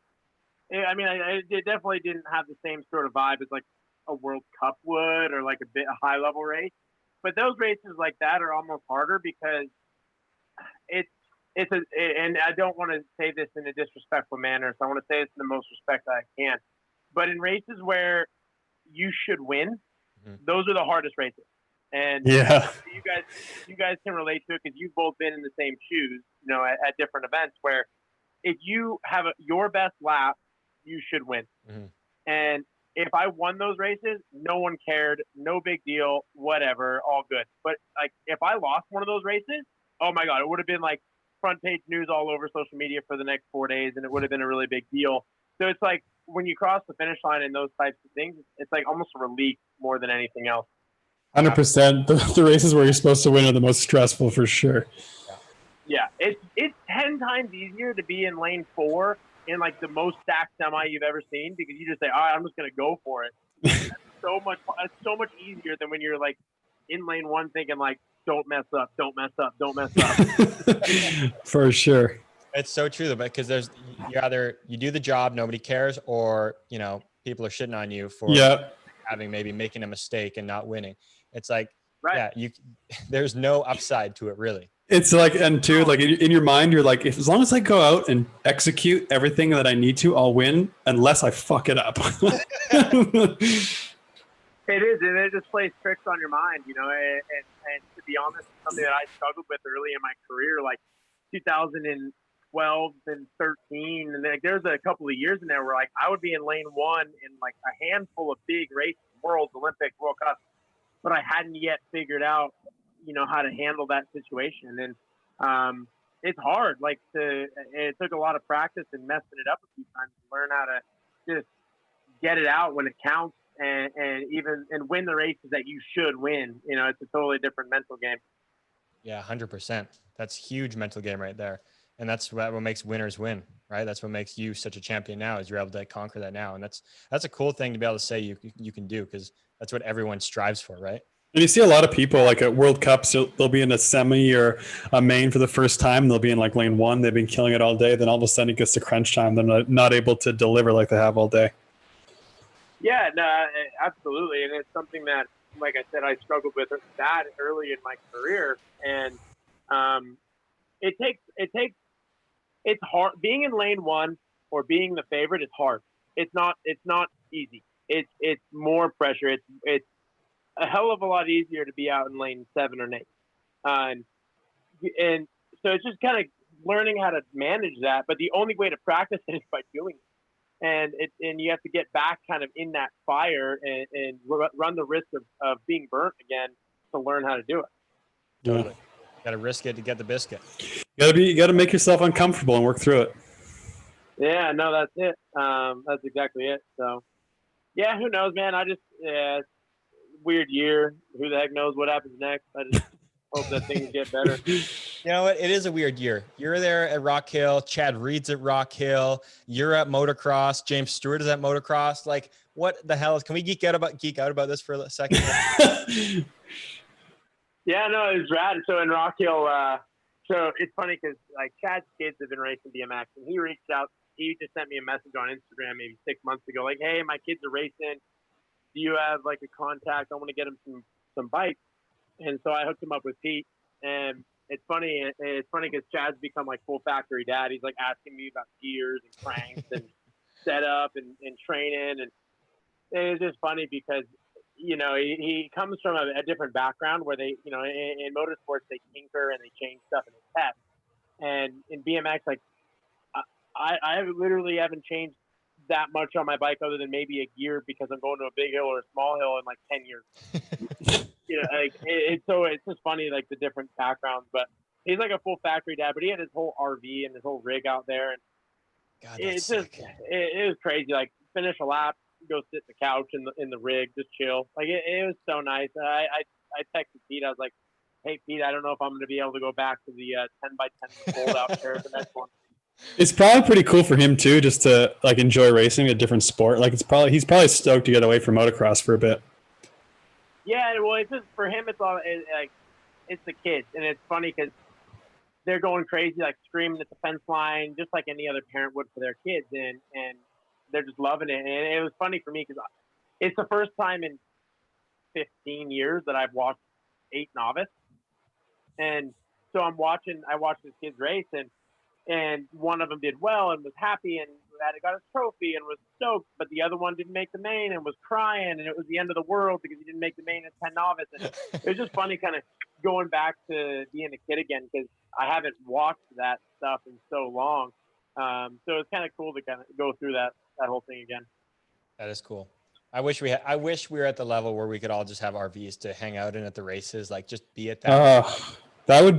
Yeah. If you wanted to see even more bummed out, so I went up to Redbud. So I was flying home from Charlotte through Chicago to Vegas, and Redbud's like an hour and a half, 2 hours from Chicago. Mm-hmm. So I was like, right now with the coronavirus stuff, like there's no change fees for flights or anything. So I just pushed my flight back 24 hours and drove over to Redbud for the day. And like those rigs and like the resources that they have on race day, it's just a whole different game. And I challenge any one of those guys who wants to complain, come to a BMX race where there's been more pro races won out of a Lincoln Town Car rental car from Hertz than literally anything else. Seriously, just all jugs of water in the minivan in the parking lot. Yeah, well, it's like we're having peanut butter and honey sandwiches and 18 Cliff Bars during the day. Like they've got like a full spread of like all this food they could ever possibly want, air conditioned rigs, TVs, lounges, 26 people to do anything they could ever possibly want. You know, it's really cool to see.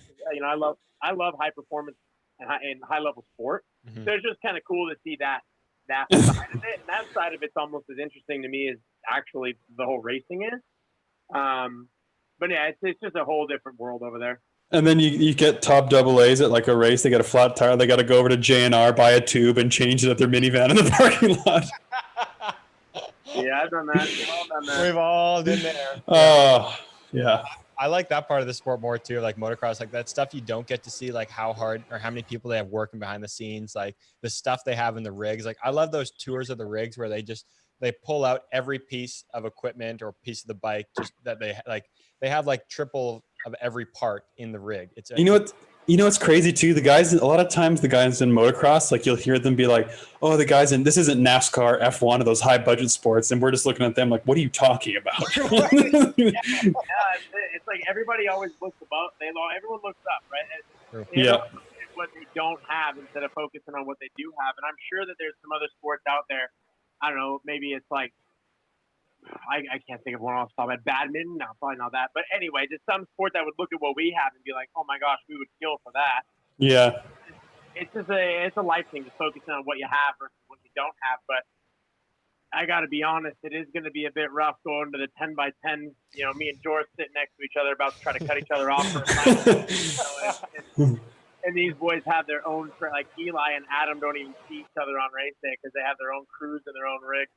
Yeah, that's that part to say they literally just have their bikes sitting under the same truck, but they're not in the same vehicle. No, they literally have their own RV each. Yeah. So, Maybe Pete and Chase splurge for 2 10 by 10s. Maybe you guys both get your own tent. yeah. You know, I don't know, man. Times are rough these days, so we might not be able to. And okay, I can't help but ask about James Stewart because you know I'm just Mr. James Stewart fan over here. Was that cool getting to chat with him and just being around the legend? Yeah, it was cool.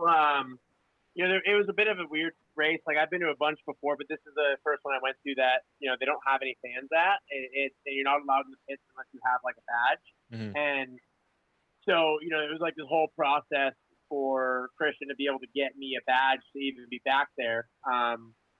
But we were like sitting there, and it was just like this moment where it's like me, Chase, Christian, and Stu, and we were watching the 250 moto, and I just had to pinch myself like this is actually happening right now. That's so cool. But it was cool. But no, he was just like a normal dude, and we had like a really kind of. I introduced myself. I just like respectful thing to do. Just treat him like a normal guy, right? Like, hey, how you doing, man? I'm Connor. Nice to meet you. Mm-hmm. So we had like a funny little exchange, just talking about how. I asked him, like, so do you get more nervous watching Chase than when you race it? And he was like, oh, 100%. He's like, oh, you? Everyone says that. Like, watching somebody you're helping, like, it's given me an entirely new respect for coaches in general, because you just, like, you do everything, and then you send them on their way, like, good luck, and then you just have to sit helplessly, like, and hope that they do well, and it's almost like you almost have this helpless feeling because you really can't do it. But when you're racing, you can control it. Mm-hmm. And so we had this funny little exchange where he was just telling me about how much more nervous he gets watching Chase than when he was going, and how he gets fired up and he gets angry more than even when he was going. Yeah, you just help him and then feed him to the lions and hope for the best. Yeah, no, that's it. Well, it's just devastating. Like when they do poorly or like they come up short, it's like you can't do anything other than like you be there for them, but they're just bummed, and it's like you just feel bummed for them. But then at the same time, when you help someone succeed and meet a goal, it feels totally different and really cool in a different way than like when you achieve a goal, Yeah. When you introduced yourself and you said like, hi, my name's Connor, did he say, hi, my name's James Stewart? Yeah, he just said James. Oh, okay. All right. I don't know if maybe he'd be like, just like one of those guys that just be like, this guy already knows who I am. I don't need to say You got to be a pretty arrogant prick to do that. I know. I'm just making sure my idol here is as much of an idol as I think he is. He is. He's a great guy. James Stewart. He introduced me. He goes, yeah, it's 24-0 right here. He said, what? I missed that. Sorry. He's like, it's 24-0. Hey, let me tell you guys, though, if you ever get the chance, I know, Tori, you've been to a Canadian round. If you ever get the chance to go to like an outdoor round, those tracks in person, oh my God, like the TV does it no justice to just how just ripped up they are and how huge those jumps are. Like TV, it's just like BMX. You watch BMX, it looks big, it looks fast. You go stand on the bottom of the Supercross hill, and it's a whole different ballgame. The same thing there. It's ridiculous how beat up those tracks are. I can only imagine. Redbud of all places too that you got to go. Like with the fans, but like that's one of the iconic tracks that's just fun to watch even on like the TV. So I can only imagine. And I bet that one triple they do before the finish line is just enormous. Oh, the leap. It's just Yeah. it's just completely ridiculous. And you know how we complain if like the takeoff is blind and if the lift is 6 feet tall, we can't see the landing. Yeah. That lift's like 40 feet tall. And then they have like ruts up the lip that change every lap. It's insane. Yeah, it's like I just grab third and drop. just drop third, pin it wide open, get some traction, lean off the back, and send it. It's like It's crazy because the 250s can't even really do it. got like 3 guys that can. It's insane. They go outside, just fifth gear tapped, and like frame it. No, that's it. But what's the latest in Canada? Did the whole Canadian series get canceled this year? Yeah, pretty much. We got nothing really happening. The BMX Canada stuff, which is like the USA BMX side of things, all got completely canceled. All our Canada Cup series are done. Canadian Champs got canceled. So yeah, we're done for the year. We had a couple local races just with like the kids off the Supercross hill here, just to do something. But that's about all we've done. And we're going to do that again now because the World Cup's canceled. We're going to do that again in October, I think, or no, November, October. Just to do like some kind of race. But yeah, it's all done here. So it's time to move south. Are you? And so you're allowed to come to America, but like we're not allowed. Yeah, Is that the rule? So it's complicated. Yeah. So the land border, like you can't, Canadians and Americans can't drive across either way unless you're like a what's the word? A necessary, not a necessary worker, but a whatever that word is. You know what I mean? Yeah. But we can fly to the U.S. like normal, but the U.S. can't fly to Canada. It's really weird. Well, he can fly home because he's Canadian, but I guess if you're American, you can't fly. I thought you could fly here if you're American. No, you can't. So I can fly to Canada, but Americans can't fly to Canada. But then when I get home, I have to quarantine for 2 weeks. Yeah, how many flights do they have? Like one a week, probably. Yeah. So I was looking it up. They have approved airports. So San Francisco is one of the approved airports that arrives in YVR. So I have to fly San Diego, San Francisco to Vancouver. There's not that many arriving from the U.S. Interesting. All right. Yeah, Crazy. it's really weird. Yeah. But then I guess we can't, like Canadians. Europe because I have the British passport. My dad's born in England, and I was looking into going to some of those European rounds that are now getting canceled. But, Oh yeah.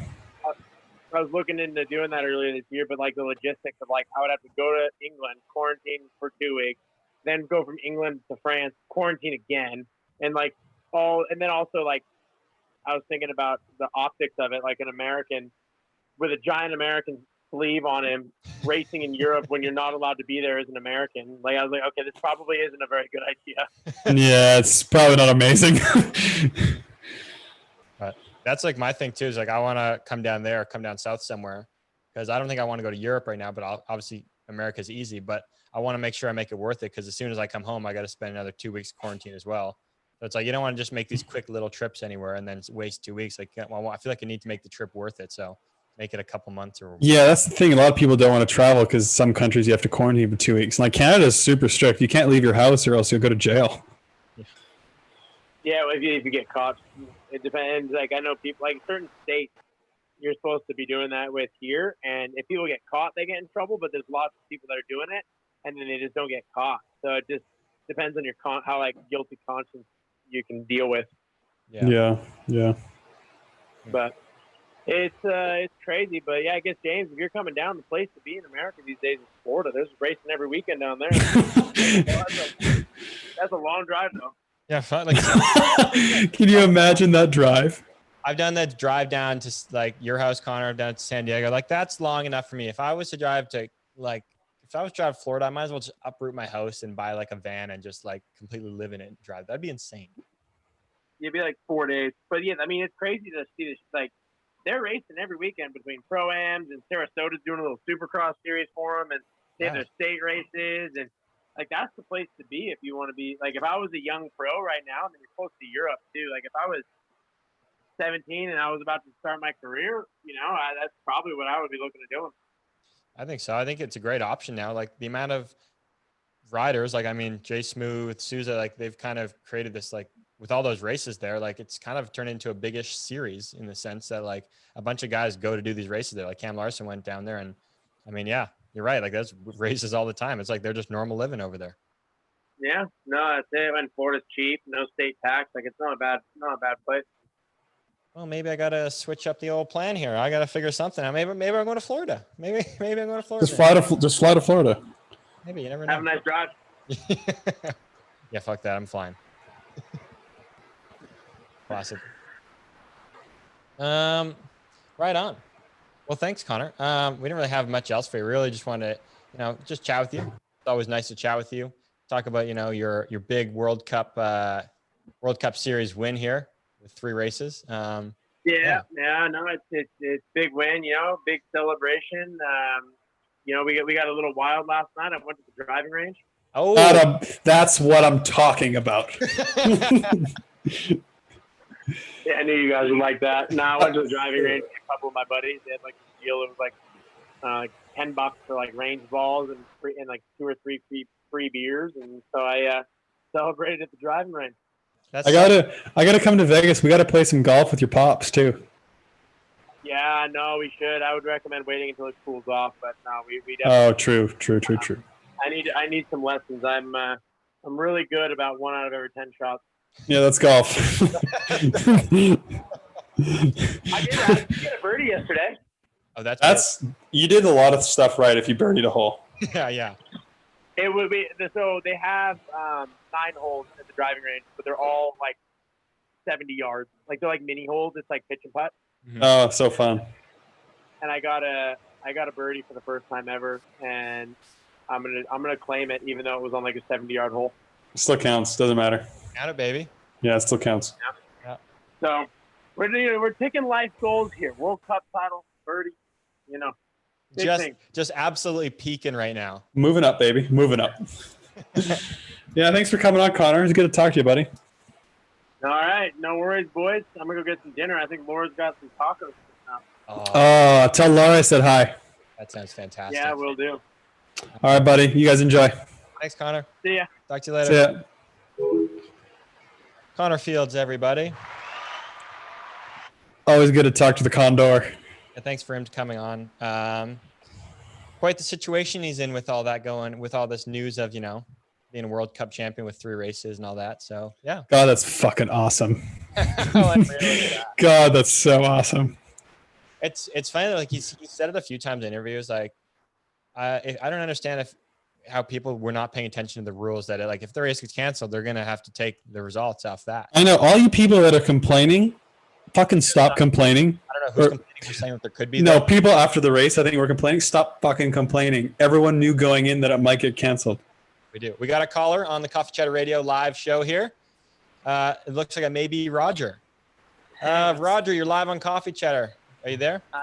Yeah, can you hear me? All right, Roger. We're gonna cut to it. What's the scoop? You're building up. Oh, so with our contest that we're doing, What contest are you talking about? the one that I told you about. Well, which one is this? You say a lot of things, Roger. I'll be honest. What do you mean? The only thing he's talked about were the pickup signs that I struck out on, and Those weren't contests. You telling us what pickup lines you're going to use or not? It's not a contest. What contest are we talking about, Roger? designing one. Remember the designing one? Oh, now okay, there you go. That's all we need to hear. Yeah, we're talking about a jersey design contest of getting some Coffee Chatter jerseys. Yeah. You want to do that? I mean, that'd be sick. Should I throw in $25 for the winner? You would throw in $25 for the winner? Yeah. What have you bought any Coffee Chatter merch? Can I skip? Oh, well, I mean, I think it's a great idea that you want to throw in $25, but we'd love for you to buy some Coffee Chatter. Speaking of which, Roger, we just dropped. James worked really hard on the new merch. We just dropped merch line number 2, and it's really good. The stuff's sick. Is it better than Bump Start Coffee? Well, different. I mean, we're not a coffee company. We're a podcast. Podcast, yeah, exactly. But our merch is good. Like we got new shit. We got a shitload of different shit. Yeah, I saw. Are you in school, Roger? What? Are you in school? No, I'm unemployed. Oh, do you take a backpack to your training? I think I train. Well, maybe a duffel bag. Maybe you go to the track. You put your gear in a duffel bag, maybe a backpack with Coffee Chatter. Go to get their merch. We'll get you covered. Do you get cold at night? We got a duvet cover, bro. We got you. We got a comforter, bro. We got you. You get cold at night? You get one of those bad boys? You're going to snuggle up like a little sausage roll. Oh wait, the link's not in your bio anymore. What's the page? We'll put it back in the bio. We'll put it back. We'll put it back in the bio. It's on our YouTube right now, Roger. We got a lot of shit going on here, Roger. Can you guys make a link tree or whatever so you can just have like your most recent? Oh my God, is that a good idea? A what? A link tree. Like people say, like, for instance, Golf Digest does it. Like media outlets do it. They'll be like link in bio, and then you click the link in their bio, and then it goes to all the different photos, and you click on a photo, and it links to all different stuff. That's 100% what we need. How do you? Why am I just learning about this? You've never seen it? No. Oh my God! Yeah, you click on the link, and then it goes, and yeah, every photo on your profile is a different link, and they can go to like the merch link, they can go to the YouTube link, blah blah blah. Unbelievable. How have you not known about this? I don't know. I don't understand. I never thought about this for us, but I've known about it for a while. Well, clearly we got to make this happen. That was a great idea. You know what? Thank you, Roger. You know, Roger, where's the applause? Where's the applause? You know what? Thank you, Roger. That's for you. That's for All you. right, all right, Roger. We got to get going here. We got a lot. We got a shitload. Like I said, we got a lot of stuff to get through today. But it's good to hear from you. Oh, okay, weird. I'll let you know if any of the pickup lines ever work out. Keep us updated, bro. Keep us updated. Your shoot. You got to take your shot. You know, it's You know what? Wayne Gretzky said you miss 100% of the shots you don't take, Roger. So you keep shooting, soldier. Yes, sir. Yeah, that's a good one. Thanks, You Roger. too, buddy. Bye. Later. Good to hear from Roger. You know, our daily call-in from Roger. Thanks for hearing from him. I think reminder, you should keep the phone open, right? Because it doesn't work if it's not open. Because someone else wanted to call in, I think, too. Yeah, I think Brendan was going to call in. I saw in the live chat some people were wanting to call in. So. I got to take a look at that. I saw Svernsey there. I see him. Yeah, there. some people were wanting to call in, so we just got to make sure the phone's open so people can actually call in. Pete D? Is Pete D in here listening? He says called it golf chatter. Oh, we got another caller on the radio show. Caller number 2. Caller number 2, you're live on Coffee Chatter Radio. G'day, boys. It's Mitchy Shafter. What's up, Mitchy? Mitchy, how's it going, buddy? Yeah, right. Just chilling, you know. Day off school, so it's pretty cruisy. Lockdown. You just like, oh yeah, right, lockdown, mate. Yeah, mate. I was lockdown city in Melbourne, huh? Oh, mate. It's getting easier. At the moment, 28 cases today, so it's been all right. Are those all chicks you've infected, or? I'll stay away from them. Attaboy. Mama raised you well. Better than Jake's friends, you know. Oh, Jakey's friend's our buddy. Where is he at? He was in the chat there on YouTube. I saw it.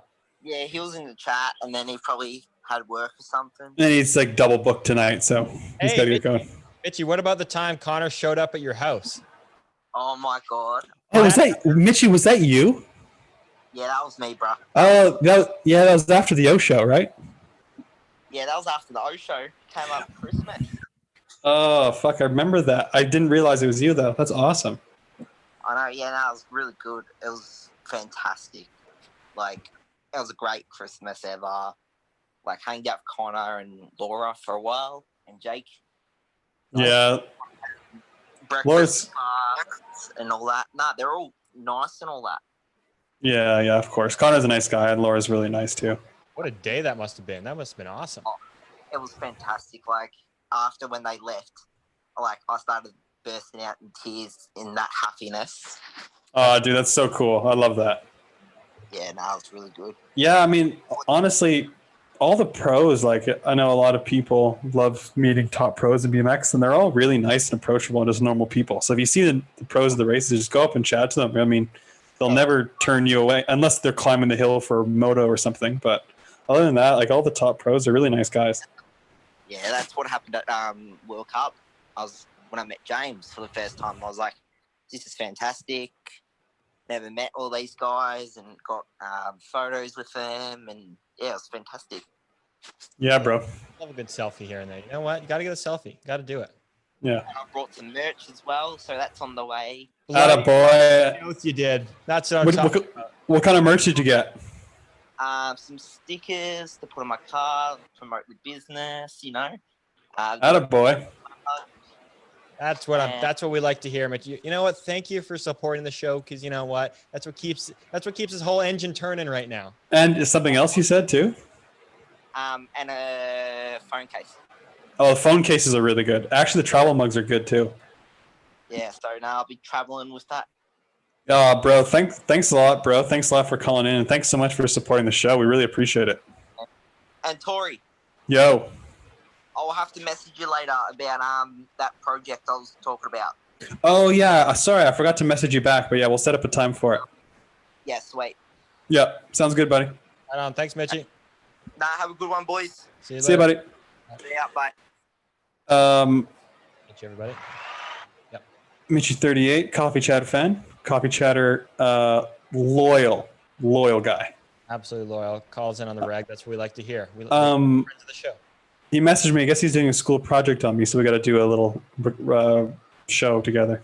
That is sick. That is really cool. Yeah, really cool. He's a cool guy. Should we do true and false? You want to get a true and false in? Yeah, let's get true and false in. Do it. I am not playing that stupid music. Should I play? Yeah, play it. You play it. It's our thing. I gotta play let me play the music. All right, here we go. True and false coming at you. Yep, that's enough. Okay. All right, you want to go first or me? You go. All right. Oh, Connor, boys, what are your best Pete D stories?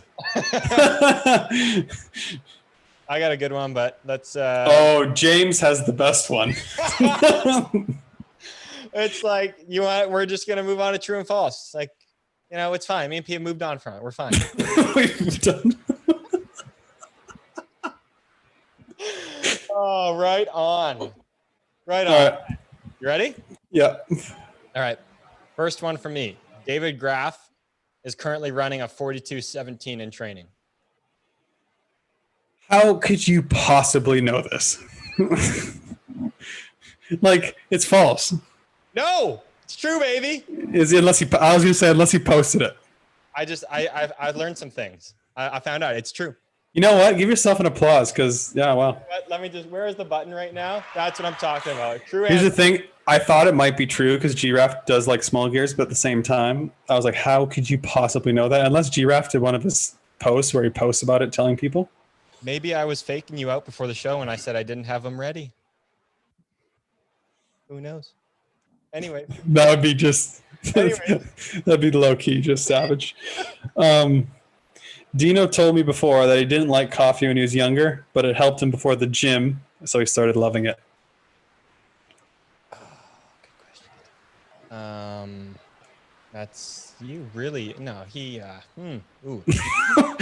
Yeah, that's false. He's a coffee guy through and thin. Yeah, good one, but that was a tough one, eh? Yeah, that one I could have seen it. Maybe just all of a sudden became like a super fan of coffee. You never know. Yep. Next one from me. Graf had better times to the bottom of the hill with his 42.17 than he did with his race gear. False. That's true too. Seriously? Yeah, I don't understand how. You were prepared. You texted people before the show. Oh my god, I've been bamboozled. I've been absolutely bamboozled. Absolutely bamboozled. I don't understand how, but it's true.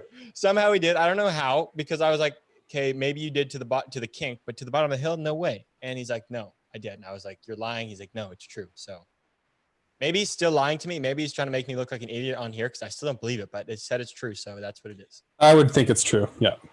All right. Joey Bradford used to set up his hotel room perfectly organized with goggles and gear everywhere. Yeah, I think that's true. Joey seems like that guy that just got everything laid out perfectly. Yeah. Yeah.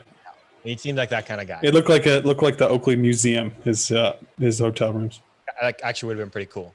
Yeah, it was pretty cool. It Yeah. must have looked great. It did look pretty cool. I love yeah. a good setup like that. When it's after he did that, I started doing it a couple years later. So it looked cool. You know what? It does. And it's kind of just nice. You have all your goggles and lenses set up, and you just pick what you want and go. Everything just feels organized. You feel It, organized. yeah, I gotta say, at like hotels, it feels better if you actually set things up rather than just live out of the suitcase. I 100% think. agree. Yeah. 100% agree. Next one here from me. Lauren, our good friend Lazo Bear, she used to drive a pink Volkswagen Caddy, turbo diesel, lowered, big wheels, green AstroTurf laid out throughout the back, custom pink subwoofer and speakers built in. I feel like I need to meditate after hearing that. I don't even remember what it was. Can you repeat it, please? A pink Volkswagen, turbo diesel, lowered, big wheels, False. AstroTurf laid throughout the back. False. That's true too. Somehow it's true. I know it's probably true, but it just sounded so ridiculous that. As AKA the most embarrassing thing Ryan has ever heard of. So you're literally just going all true today. We went from all false last week to all true today. You know what? I gotta say, I love the homework. You don't know this. You don't know what my last one is. I made the last one up. So. All right, last one. Okay. You just made it. You just told me you made the last one up. What doesn't mean it's not true? All right. PH used to make me switch starting legs for every box sprint. Every box sprint? Yeah. No, that's false. No, wait. No. For everyone. True, actually, he did. Everyone? Yeah. Okay. We didn't like after a while. We didn't, but like at times he made me do it. Yeah. All right. Yeah, that's fair. I've heard that too. I've Every sprint. walked it before. Oh, and it just feels disgusting with your opposite foot. Once again, it makes you feel like you don't know what you're doing. You're like, how? So there's okay. When we get people to do warm up stuff, like when we're coaching, we do like a oppo foot, like a little warm up just for fun. You know, get things moving a little differently. And the common theme, even when we do it ourselves, how far away do your feet feel when you start opposite foot or try to ride opposite? I foot? feel like an absolute circus out there. I'm an absolute flight risk. Like I'm a flight risk on the track. Don't come near me. Like, do not be around me. Like I can't keep this thing straight. No, this rig is going east to west coast all over the place. Oh my god, yeah, it's insane. It feels so janky. Oh, it feels horrific. All right, last one here. Ryan is a Yelp elite in 2 cities. This is Ryan Carr, Lauren's girlfriend. What the fuck's a Yelp elite? I don't know. It's like a It's true. Canada elite. It's true. That's true. I didn't even know. Okay, so first of all, love the homework. Second of all, like you went from completely all false made up to completely all true. Maybe like somewhere in the middle. Yeah, next one I'll go in the middle, but this is my first time doing research and doing homework that You know what? I love it. I love it though. I was completely bamboozled. I bamboozled the shit out of you before the show. I was like, oh shit, I gotta get my things ready. Oh my, seriously, like you double bamboozled me. All right, my last one. Yeah. The Papendal Supercross hill is actually 8.5 meters tall, not 8 meters tall. Yeah, I've heard this and it's true because it's 8.5 meters to the back, but to where it levels out, it's actually 8, right? So I think that's true. No, it's false. It's 8.5. It's taller than a normal Supercross hill. I thought it was only at the back because I thought the track was actually higher than where you stand at the back. I thought that's why it was taller. No, the hill's actually longer. I don't really believe that. It's true. But people take the same amount of pedals down it than every other hill. Yeah, but half a meter is like I know it's okay, fine. it's not much. Like I heard that it was you cannot get a crank in 50 centimeters. Okay, that's true. I knew that it was taller, but I thought it was, to be honest, I honestly thought it was only ever to the back because I thought there was that little like up to the top and whatever. That's when it was first built in 2011. We were there for the first time. That's what people were saying. Okay, so yeah, because that's what I remember hearing. So yeah, I believe it's taller, and I believe it's longer too. I think. All right, well that makes sense why Alfie was out there trying to use different gears, trying to get his extra pedal because he was going like right or left to the bottom or something. Yeah, Hugo Alvarez said this is the best radio show so far. So funny, give us more. He's liking it. I like it. That's what I'm talking about, Hugo. Yeah, Connor says 100% it's true that hill is huge. Yeah, it's longer. It's longer. Yeah. All right. Well, yeah, it's faster, I think, too. That hill.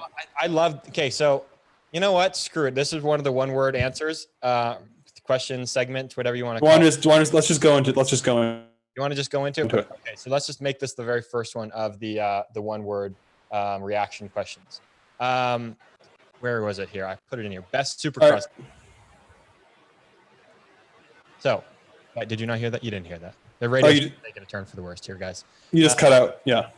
All right. So one of my one-word answers, what do we call these? One-word reaction. One-word answers. I don't know. We don't have a name. We'll just say one word answers. Even though we answer with more than one word, because small sentence. Yeah. Best Supercross hill. Toronto. Oh, you like Toronto? I'm a I know, but you know what's weird? I like Toronto and Argentina, and they're like not. I know, and they're like people ride and be like, "Oh, these fucking suck." I don't know why. I think for some reason they're both. I mean, obviously they're both concrete, but I feel like they're both steep, and for some reason they both just suit me really well. Like every time I've gone to Toronto and every time I've gone to Rock and Argentina, the hill just really suited me, and I felt super fast, and I liked it. I don't know. What? No one will say the same answer as me, and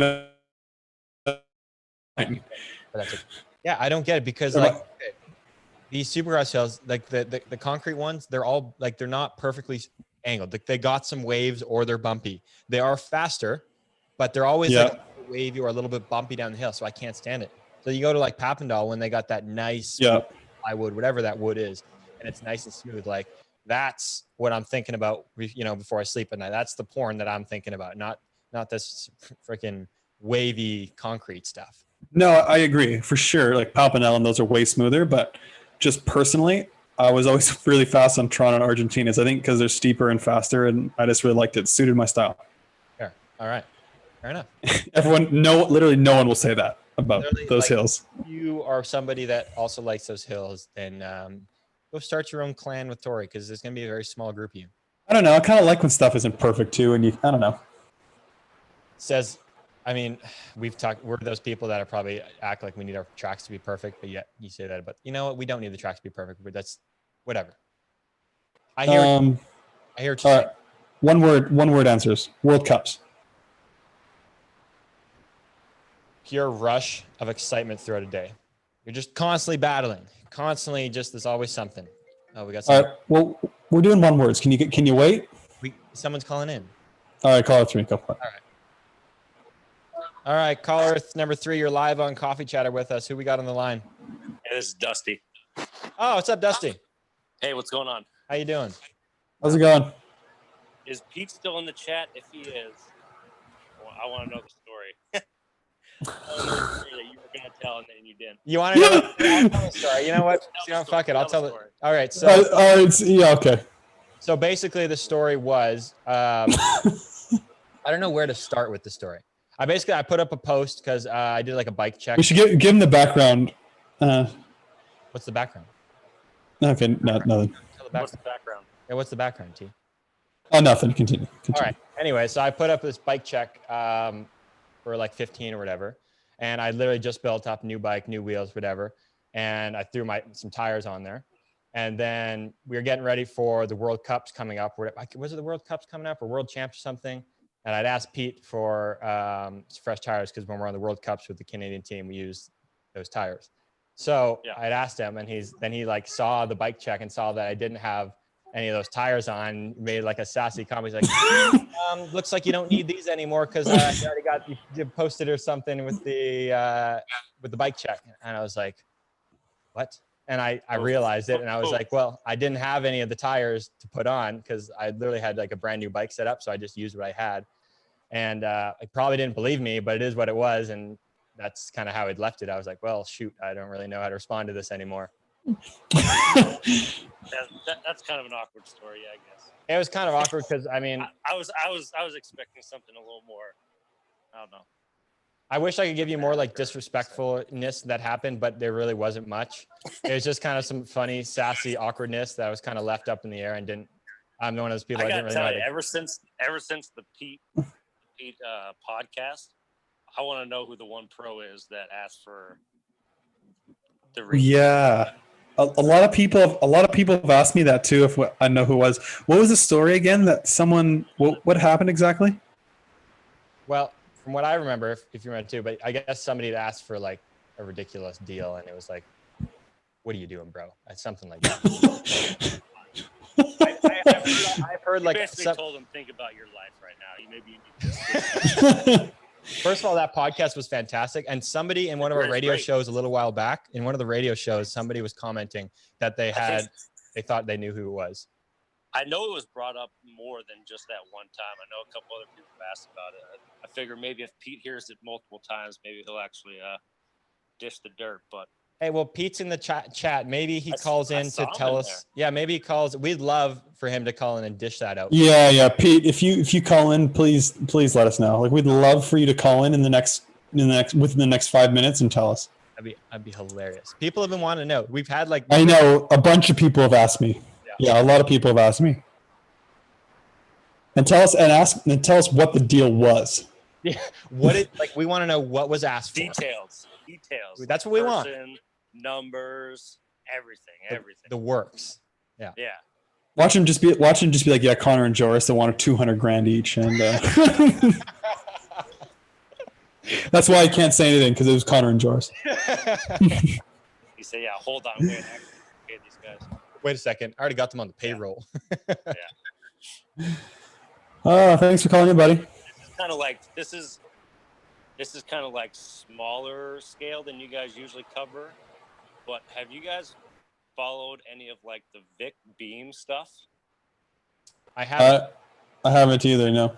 What's there was what's the multiple stuff? times where he called out like any racer, anytime, anywhere, anything, and like the few people that actually called him on it were kind of like amateurs. I think maybe like a single A pro or whatever.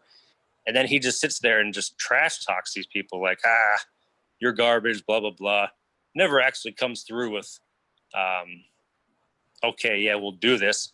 Bodie told them, yeah, let's do it. And I didn't hear anything after that. Oh, they're going to do a race? What does he actually call them out to? What does he call them out to do? Yeah. Basically, he says he'll beat any racer, anytime, on any track, on any bike. Like, it's just, basically, he gets all fucking blazed up and boozed up and goes on rants.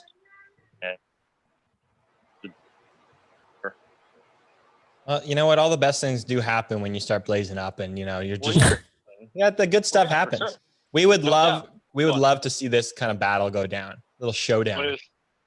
Oh yeah, like Bodie called him out and was like, "I'll do it. You pick. You even pick the whiskey. I'll drink whatever you want." All right. Here's what we're going to do. Okay. Screw the filler of race of the 16-inch bikes at Grands. We're going to get Vic Bam. We're going to get Bodie out there. They're going to have races one lap at a time, a shot before and after every lap of whiskey. This is going to be the halftime show. That's not a bad idea. That sounds fantastic. That's not a bad idea. Oh, that'd be epic. You know what? Maybe your buddy Eddie should race Vic. I think he would like racing Vic. Vic seems like the kind of guy. Pete just put in the chat. It was Tori. That's why Tori retired. He didn't get the deal he wanted coming back. Yeah, Pete didn't give me the 6 figures I was asking for. So yeah, you might as well shut it down after that. The 6 figures I'm worth, Pete. Every penny. Every fucking penny. Coffee Chatter worldwide, baby. Worldwide. We're a corporation. Yeah. Awesome. Well, Dustin, was it Dustin? Dusty? Yeah, Dustin, whatever. Thanks for calling in. Have you enjoyed the show? Oh, I love it. Awesome.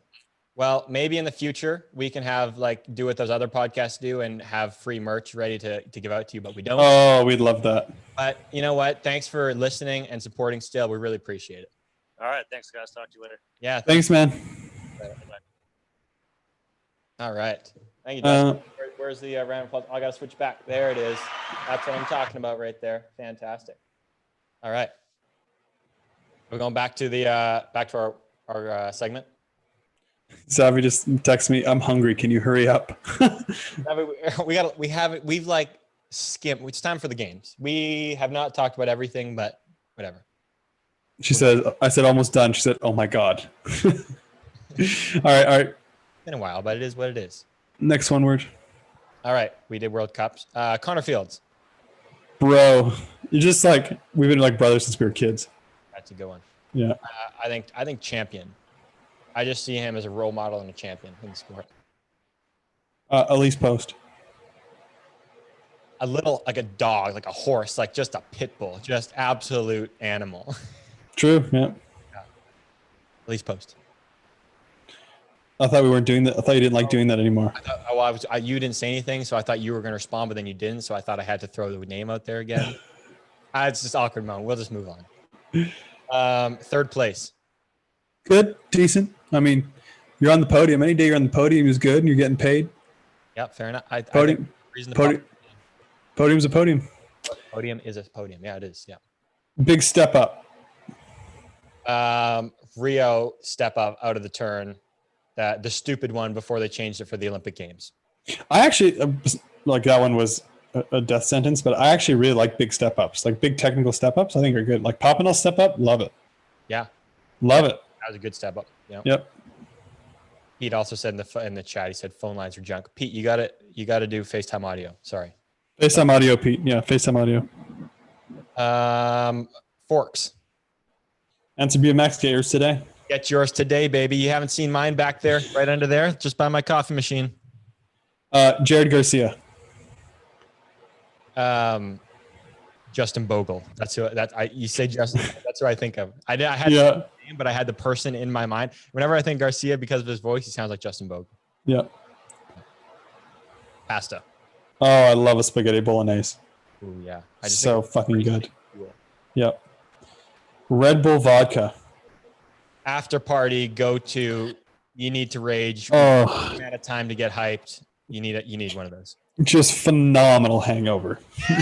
Like absolutely phenomenal. Like it's like someone's just beating a drum inside your head. We got another live caller here, T. All right, you are live on Coffee Chatter Radio. Who are we talking to? Is this Pete? After party. Yeah, it's about damn time somebody answered the phone. What's up, Peter? You're doing one-word answers, one-word questions with 15 word answers. I don't know if Canadian math is different than American math, but we actually like times it by like 4 and then like add a few more. It's really weird. He just comes on and sasses us right away. Is that like the exchange rate or the difference of liters to a gallon? If it was the exchange rate, we'd get half a word in. We don't get as much. So Pete, who is the rider? We need to know. It's so funny because I remember the conversation that we had during the thing, but it's like there was at least one person that did that, if not like 3 people. Oh, and seriously? I told you two of them are girls. Okay. One of them was David Graff. I don't mind telling you because me and David Graff we don't have any problems, but David Graff was like, no, I need this much money. And it's like, for what, dude? 15th place? Like, I don't understand what. Everybody needs to have confidence, and I'm not making fun of David. Well, I am making fun of him, but I respect that he tries. But he's a champ. I could consider him one of the top now. You get paid for results. Like the guy that was ranked 420th on the golf tour didn't get the money that he wanted. He got the money that they felt he deserved. So that's how it works. When some of these racers get into a real job at one day. Mm-hmm. And go, hey, I'd like to get paid $250 an hour, and they're like, bro, this is McDonald's. You're gonna get so, like you're not gonna get that much. You can. It's like going to buy a brand new car and be like, hey, I want that Ferrari for $40,000. It's like, no, it doesn't work like that. So, but want and get and demand is a few different things. Anyway. Classic. Just try to maybe it's just trying to shoot high and you're just going a little bit lower instead of you just being like, this is fucking ridiculous. Speaking of fucking ridiculous, Mr. Let's talk about this tire situation. Oh, let's hear it. What more is there to say? I'm just gonna get some popcorn. Be right back. Yeah, that's fine. That's fine. Yeah, this is what people want to hear. The most viewed post that you're gonna have of your brand new bike. That you have such a beautiful bike, by the way. Thank you. You know what? I appreciate that, Pete. Pretty. I like people who actually put effort into making nice bikes. But when you put that up there, that's the biggest point of interaction with people where they can actually see it and say, oh, and you list everything that you ride. So while you say you didn't have a new set of tires, mm-hmm. you could have put in parentheses. And I know how the game's played, and you play it well, but when you ride for Answer and Answer makes tires, yeah, you need to put Answer tires and not Tioga. But don't then give me a hard time when I give you shit because you said, well, but now I need tires. If they're good enough for one of your most viewed posts, they're good enough to go race on. Fair enough. That's how it works. Yeah. No, I mean, I understand you wouldn't say you wouldn't post a picture of a frame you don't ride, right? No, exactly. Like I said, like everything I told you is true. I know.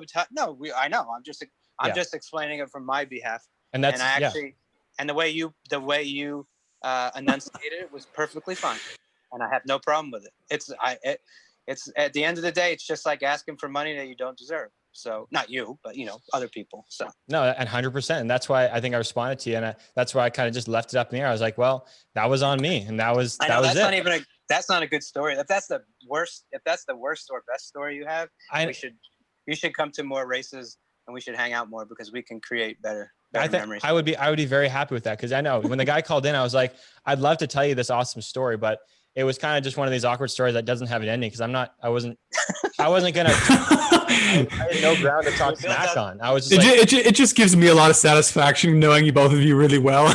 Just from afar, just chuckling at the whole situation.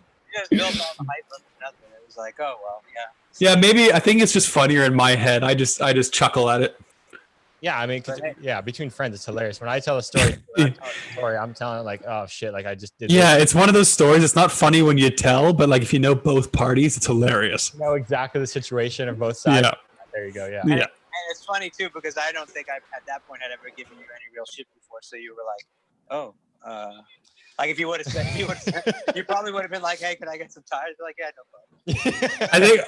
I kind of got not a similar story, but when I first started racing World Cups, so I was second year junior in 2009. And I think I started using THE shin pads, and I asked like Danny C, I think if he knew a contact, I could message for some shin pads, and he gave me Pete D's email.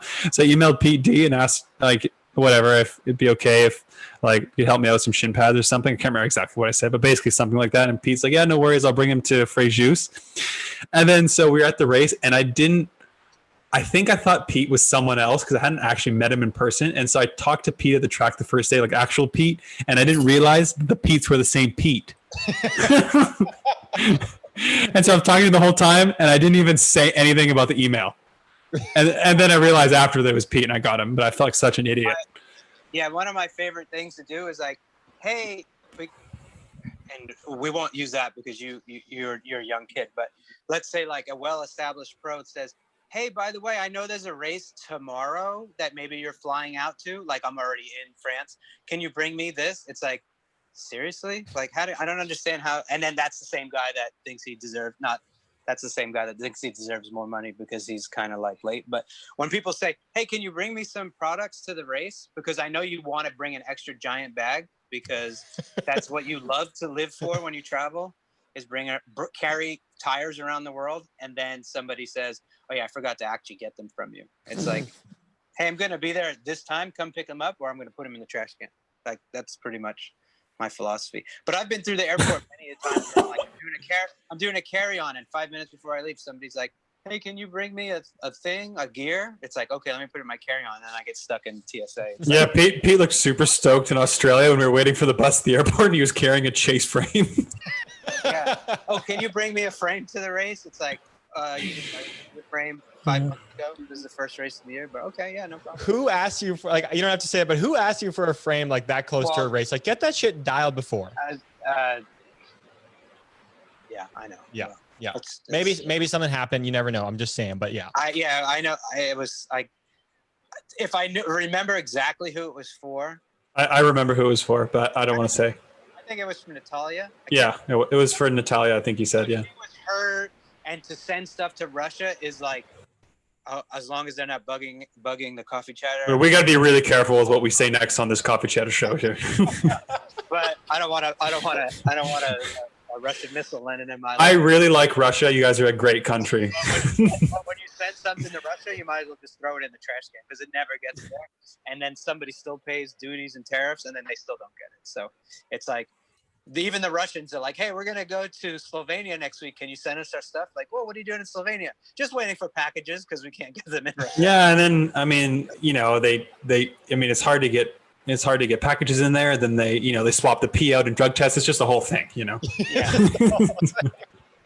They got a separate room where they get one frame, they inject some stuff into that frame, put it in. It's one of those things. Yeah. I think she wasn't going to actually ride we'll just stop there. We'll stop. It was easy for me just to bring it. Like, can you ship it? Because then it's like, hey, can you give me? And no, okay, so hey, we sponsor you. Here's a $1,300 frame for free. Oh, can you send it somewhere for another $500? It's like, you know, it gets a little bit. And you know, when Connor's winning all those races and Joris is clashing all those bonus checks, we got to save some money somewhere. So, True. Shipping mule, Deluski Services brings it. We got the Pete UPS store going off, and it's like even up here in Canada, when we get stuff shipped here, like it's a bitch. Like I have a PO box that I get stuff sent to because like I know how much it sucks to get stuff shipped across the border here. That I'd rather just drive across the border, spend like an hour of my day, and get it. I wouldn't announce that because that's trafficking. That's illegal. No, it's fine. You have a certain amount, and you got to declare. I declare it every time. All right, we'll see. I declare a certain bike company used to be sponsored by might rhymes with a Shred line. They used to send parts to me and just put value $20, and there'd be like 2 carbon frames, fucking everything, and it'd be like $20. That was pretty close to being accurate for the red line frame, so don't worry. Red line. I know everybody that rode them very well, but you know that's anyway. You know what? That was too easy. That's fair. Yeah. What other scoop do you guys want? What else you got? Like what can we ask? I don't know. Like I don't know. You guys are all the way in Canada. Canada's on like oh no, wait. How did you sneak out of Canada, Tori? We're allowed to fly to the US, but Americans can't fly here. But no one can drive across the border. Long story short. You could have a tourist visa? No, I don't need a visa. We don't need a visa. I mean, you don't I thought okay. I thought you needed some. All right. No, it's weird. We can like right now with the pandemic, Canada can fly here, but the US can't fly to Canada. But I came down, no worries. Okay. But the problem was I needed to find a travel insurance that covered COVID because our usual government travel insurance that we can get doesn't cover COVID while the travel advisory is going on. So I had to get a private one in Canada, and one just started doing it in August. All right. And that's my 2020 life story. Thank you. That's 2020. That's 2020 in a nutshell. Played a lot of golf. Finally came down to the US. Finally saw Savvy. All good. Pete, do you have any scoop on what you're maybe not involved in this side of things, but what's going to happen with the World Cup next year? Do you know any stops that are going to be? Yeah. You do? Yeah. Can you share it? No. I figured that could have happened if I asked anyways. Thought I'd try. Thought I'd take a shot. No, actually, in all honesty, they don't know, James. They don't know yet. I think to be honest, I think there's like 5 new venues that put in bids to have races, and I'm not sure. Love it. I'm not sure if anyone has decided. Hey, now we have. So there's. I don't know if who cares. How could we get in trouble because nobody ever contacts you from UCI? I probably already got in trouble just for saying that. There's probably 3 stops next year with 6 races before the Olympics. Mm-hmm. Is from what I've heard. From what I've heard from a reliable source, is there's a race at the end of March, end of April, end of May. And it rhymes with the Schmevin McShmush. No. No, I didn't hear it from him. I must go straight to his for some reason I can't get a reply at all.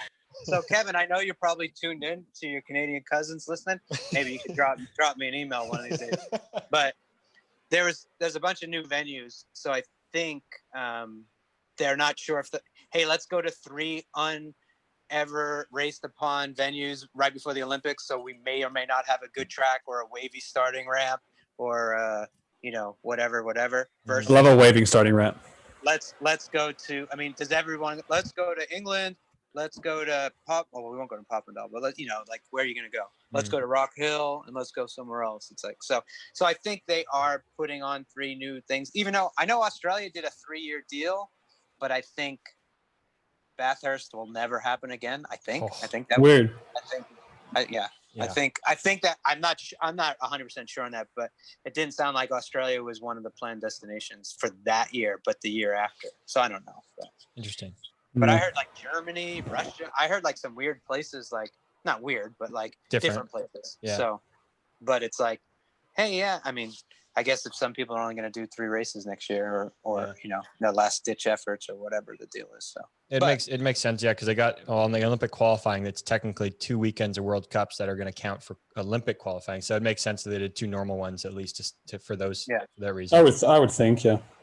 Yeah. But Interesting. but the same point, like I don't know what the feeling is in Canada. Like dude, I don't watch the news, and then every now and then I watch it, and people are like, I'm still on lockdown. It's like that's a real I don't know.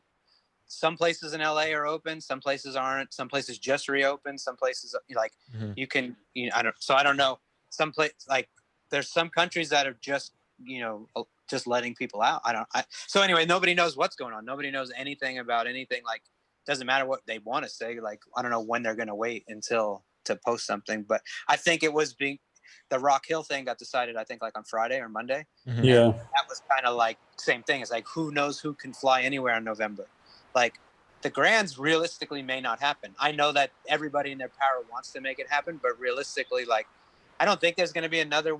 I mean, I don't know. I'm not a doctor and I'm not a fortune teller, but I mean, there's people that I've heard from people that have been at races at the USA BMX races. Like you go there and it's like nothing ever happened. Like there's not one person wearing a mask and there's not one person talking about anything. And it's like, but when was the last time you went to Tulsa and didn't get sick anyway, let alone let's go sit in an incubator for 5 days with, whether or not a made up or realistic or, and no disrespect to anybody, but, a disease that nobody knows if it's a real thing or not. I mean, I know it's real, but who knows? I mean, you know what I mean? So it's like, I don't want to go. I don't want to go there, but I never want to go. So if that's just an excuse, I mean, well, it's just, but I don't love 6 days in that convention center. So. No, Well, Pete, it's just an unprecedented, very fluid, ever-changing situation, and we need to keep an eye on. Okay. Huge, very, very fluid. Yeah. Really fluid. Yeah. But no, I get that. It's weird. That'd be interesting. Yeah, because up here it's kind of like I've been saying it that my theory has always been like we're going to start doing these national events before we do these world events, but it seems like we're not even going to get that before we're supposed to start racing World Cups next year. So, yeah, I don't know what to think. I know, like they did that race in Italy, and I thought Italy was the worst place anywhere in the world. Right? Yeah. And then I think it was, yeah. And I don't know if France is just more strict because I've talked to a few of my friends that live in France, and they were like, it was closed. Like it wasn't like, oh, a few things are open, you're essential. They were just like, nope, everybody stay home. Like France was closed. Like in America, it was like, oh, you do something somewhat close to being some kind of essential. Okay, you can be open. And it didn't make any sense the way they did it. Like as a bike company, we were allowed to stay open. Yeah. Not that we were going to listen to somebody anyway, because, we need to stay in business. But France was just shut for like 2 months. Mm-hmm. And then so Joris flew over there to do that race, and Connor was going to go at 1.2 a couple months ago. He wanted to go and do some races over there, and then when it was like with the travel ban, he couldn't go, but Joris could fly back because he was French. He was there for 5 days, and they're like, "Oh, the race is canceled. Sorry." Yeah. So, but I think he has to do. He's doing the national championship if they have it for the Yeah. That's a whole nother issue, but or he's racing mountain bikes now. I'm not quite sure because who knows. I saw that he got 7th at a race in California. That's pretty sick. Yeah, he's on the circuit, dude. he's a new Nicholas Figo. I know neither of you guys know who that is. No, I don't. I know Luke Bruni and Finn Isles. That would be like. I always forget who the most famous. Oh, Bob Raleigh. Who is the most famous Canadian BMXer ever, other than Tori and you? Sam Cools. Yeah. No. Scott Edward? I guess so. But so you're telling me that the guy I just said wasn't that good?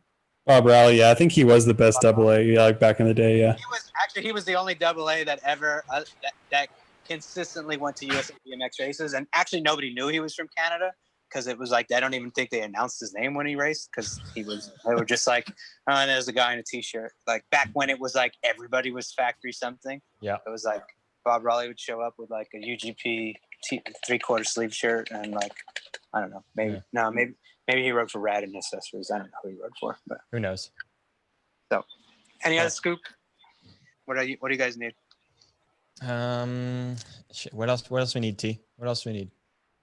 Tori needs to go satisfy his girlfriend. Yeah, we do. With dinner, because he can't satisfy her any other way. Yeah, both true. Yeah, Shots fired. Shots They're fired. not married. yeah, both true, Pete. Yeah, both We true. gotta have a coffee chatter after dark one of these times. It We'll looks have like Pete on. It looks like Tori's in that though. Dude, it is dark. It's dark in here. He's got his Instagram influencer light on. My studio light. Oh, it's hilarious. No, I can't think of anything right now, Pete. But I mean, Okay, I so could always think of Scoop's something over, else I got- eventually. Yeah, you figure something out. We can chat about it next time because Nacho and Gracie are looking for dinner. All right. And I'll be waiting. I'll give you. I'll text you my address so you can send me my my free merch for being on the show. And Yeah, make we'll it- send it. I need a You blanket. I need a blanket. For sure. For sure. And then one of those travel mugs. So Yeah. What if be we get great. you? What if we get you a face mask? I don't need it. I'm good. Dang it. You got to wear them everywhere in California. I know, but I have one. I have a Louis Vuitton. Oh, that's fine. So posh. I don't know. Redbubble merch could compete with that. Louis Vuitton. We've got some Chase ones coming, and if any of the fans here on Coffee Chatter would like to inquire about. All right, thanks for coming on, Pete. We'll see you later. Hang up.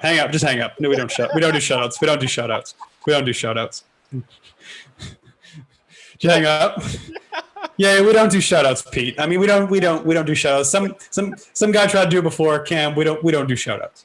No free ads. No free ads, Pete. No free ads. All right, it's been a long show. I want to get to two more things before we call the show. We're the one word. We're done. We're done with the one words.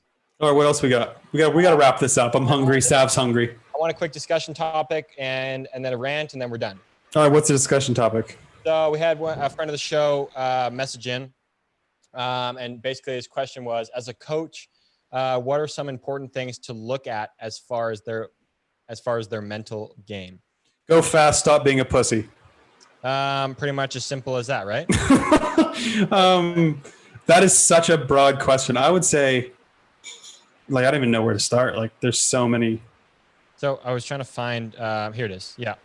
So anyways, I was this very broad question, like we were talking about, and it's like to add more context. I'm working with a couple girls and a new experts, so just getting over the fear of losing and just getting them to trust the process. I wanted to bring it up because it's a very tough question to answer, and I didn't really feel very qualified to answer this right now because I don't really know. And riders at a young age, looking at their mental game, I think you just be looking if they're motivated and how determined they are to try new things and keep progressing in the sport. I don't really think you need to start, dialing in a mental side of things. Hey, what do you think? I think you can. I think you just develop the mindset. Just focus on, first of all, focus on yourself, focus on improving, focus on small things you can improve each day and things you can work on. It's easy to get distracted by people at a young age, especially if they're progressing faster and if they're older and bigger and stronger and everything. But I think so long as you focus on your development and focusing on improving and just ride for yourself, that's one of the biggest things. I think a lot of kids and people feel pressure to ride for sponsors or ride for other reasons. But always keep in mind that you do the sport for yourself. You do it because you love it, and race for yourself. Yeah, that's actually, I think you hit the nail on the head right there. Do it for yourself. Yeah, I'm a smart guy. I fucking nailed it. Fucking nailed it. You know what? You're trying to progress for yourself, win for yourself, learn for yourself. It should be about yourself. I know there are other pressure. For sure. There always is, yeah. And it's hard, but I think that's one of the main things is always ride for yourself. And it can get hard when you get older and there's sponsors and federations and people are pulling you in different directions, but always remember you're in it for yourself. Yeah. Make your goals short-term, long-term, tick those small boxes, and then you'll get to that big box. 100%. We just had somebody try to call into the show. They just hung up. It's fine. We got to move on. We got to move through. We got a rant. I see you wrote one in here too. So we got two rants. I got a rant too. Well, not a rant. We got another case. We gotta have a name for this. We had another case of a guy trying to post about their anti-doping. We had another doping case. We got to shut this down. Diego Arboleda, we got to lock this up. We can't have people posting about anti-doping. We know everyone gets tested. Everyone's posted about it. We know how cool everyone is getting tested. We're all top athletes here. We got to lock this up. We got to lock it down. We got to nip this right now.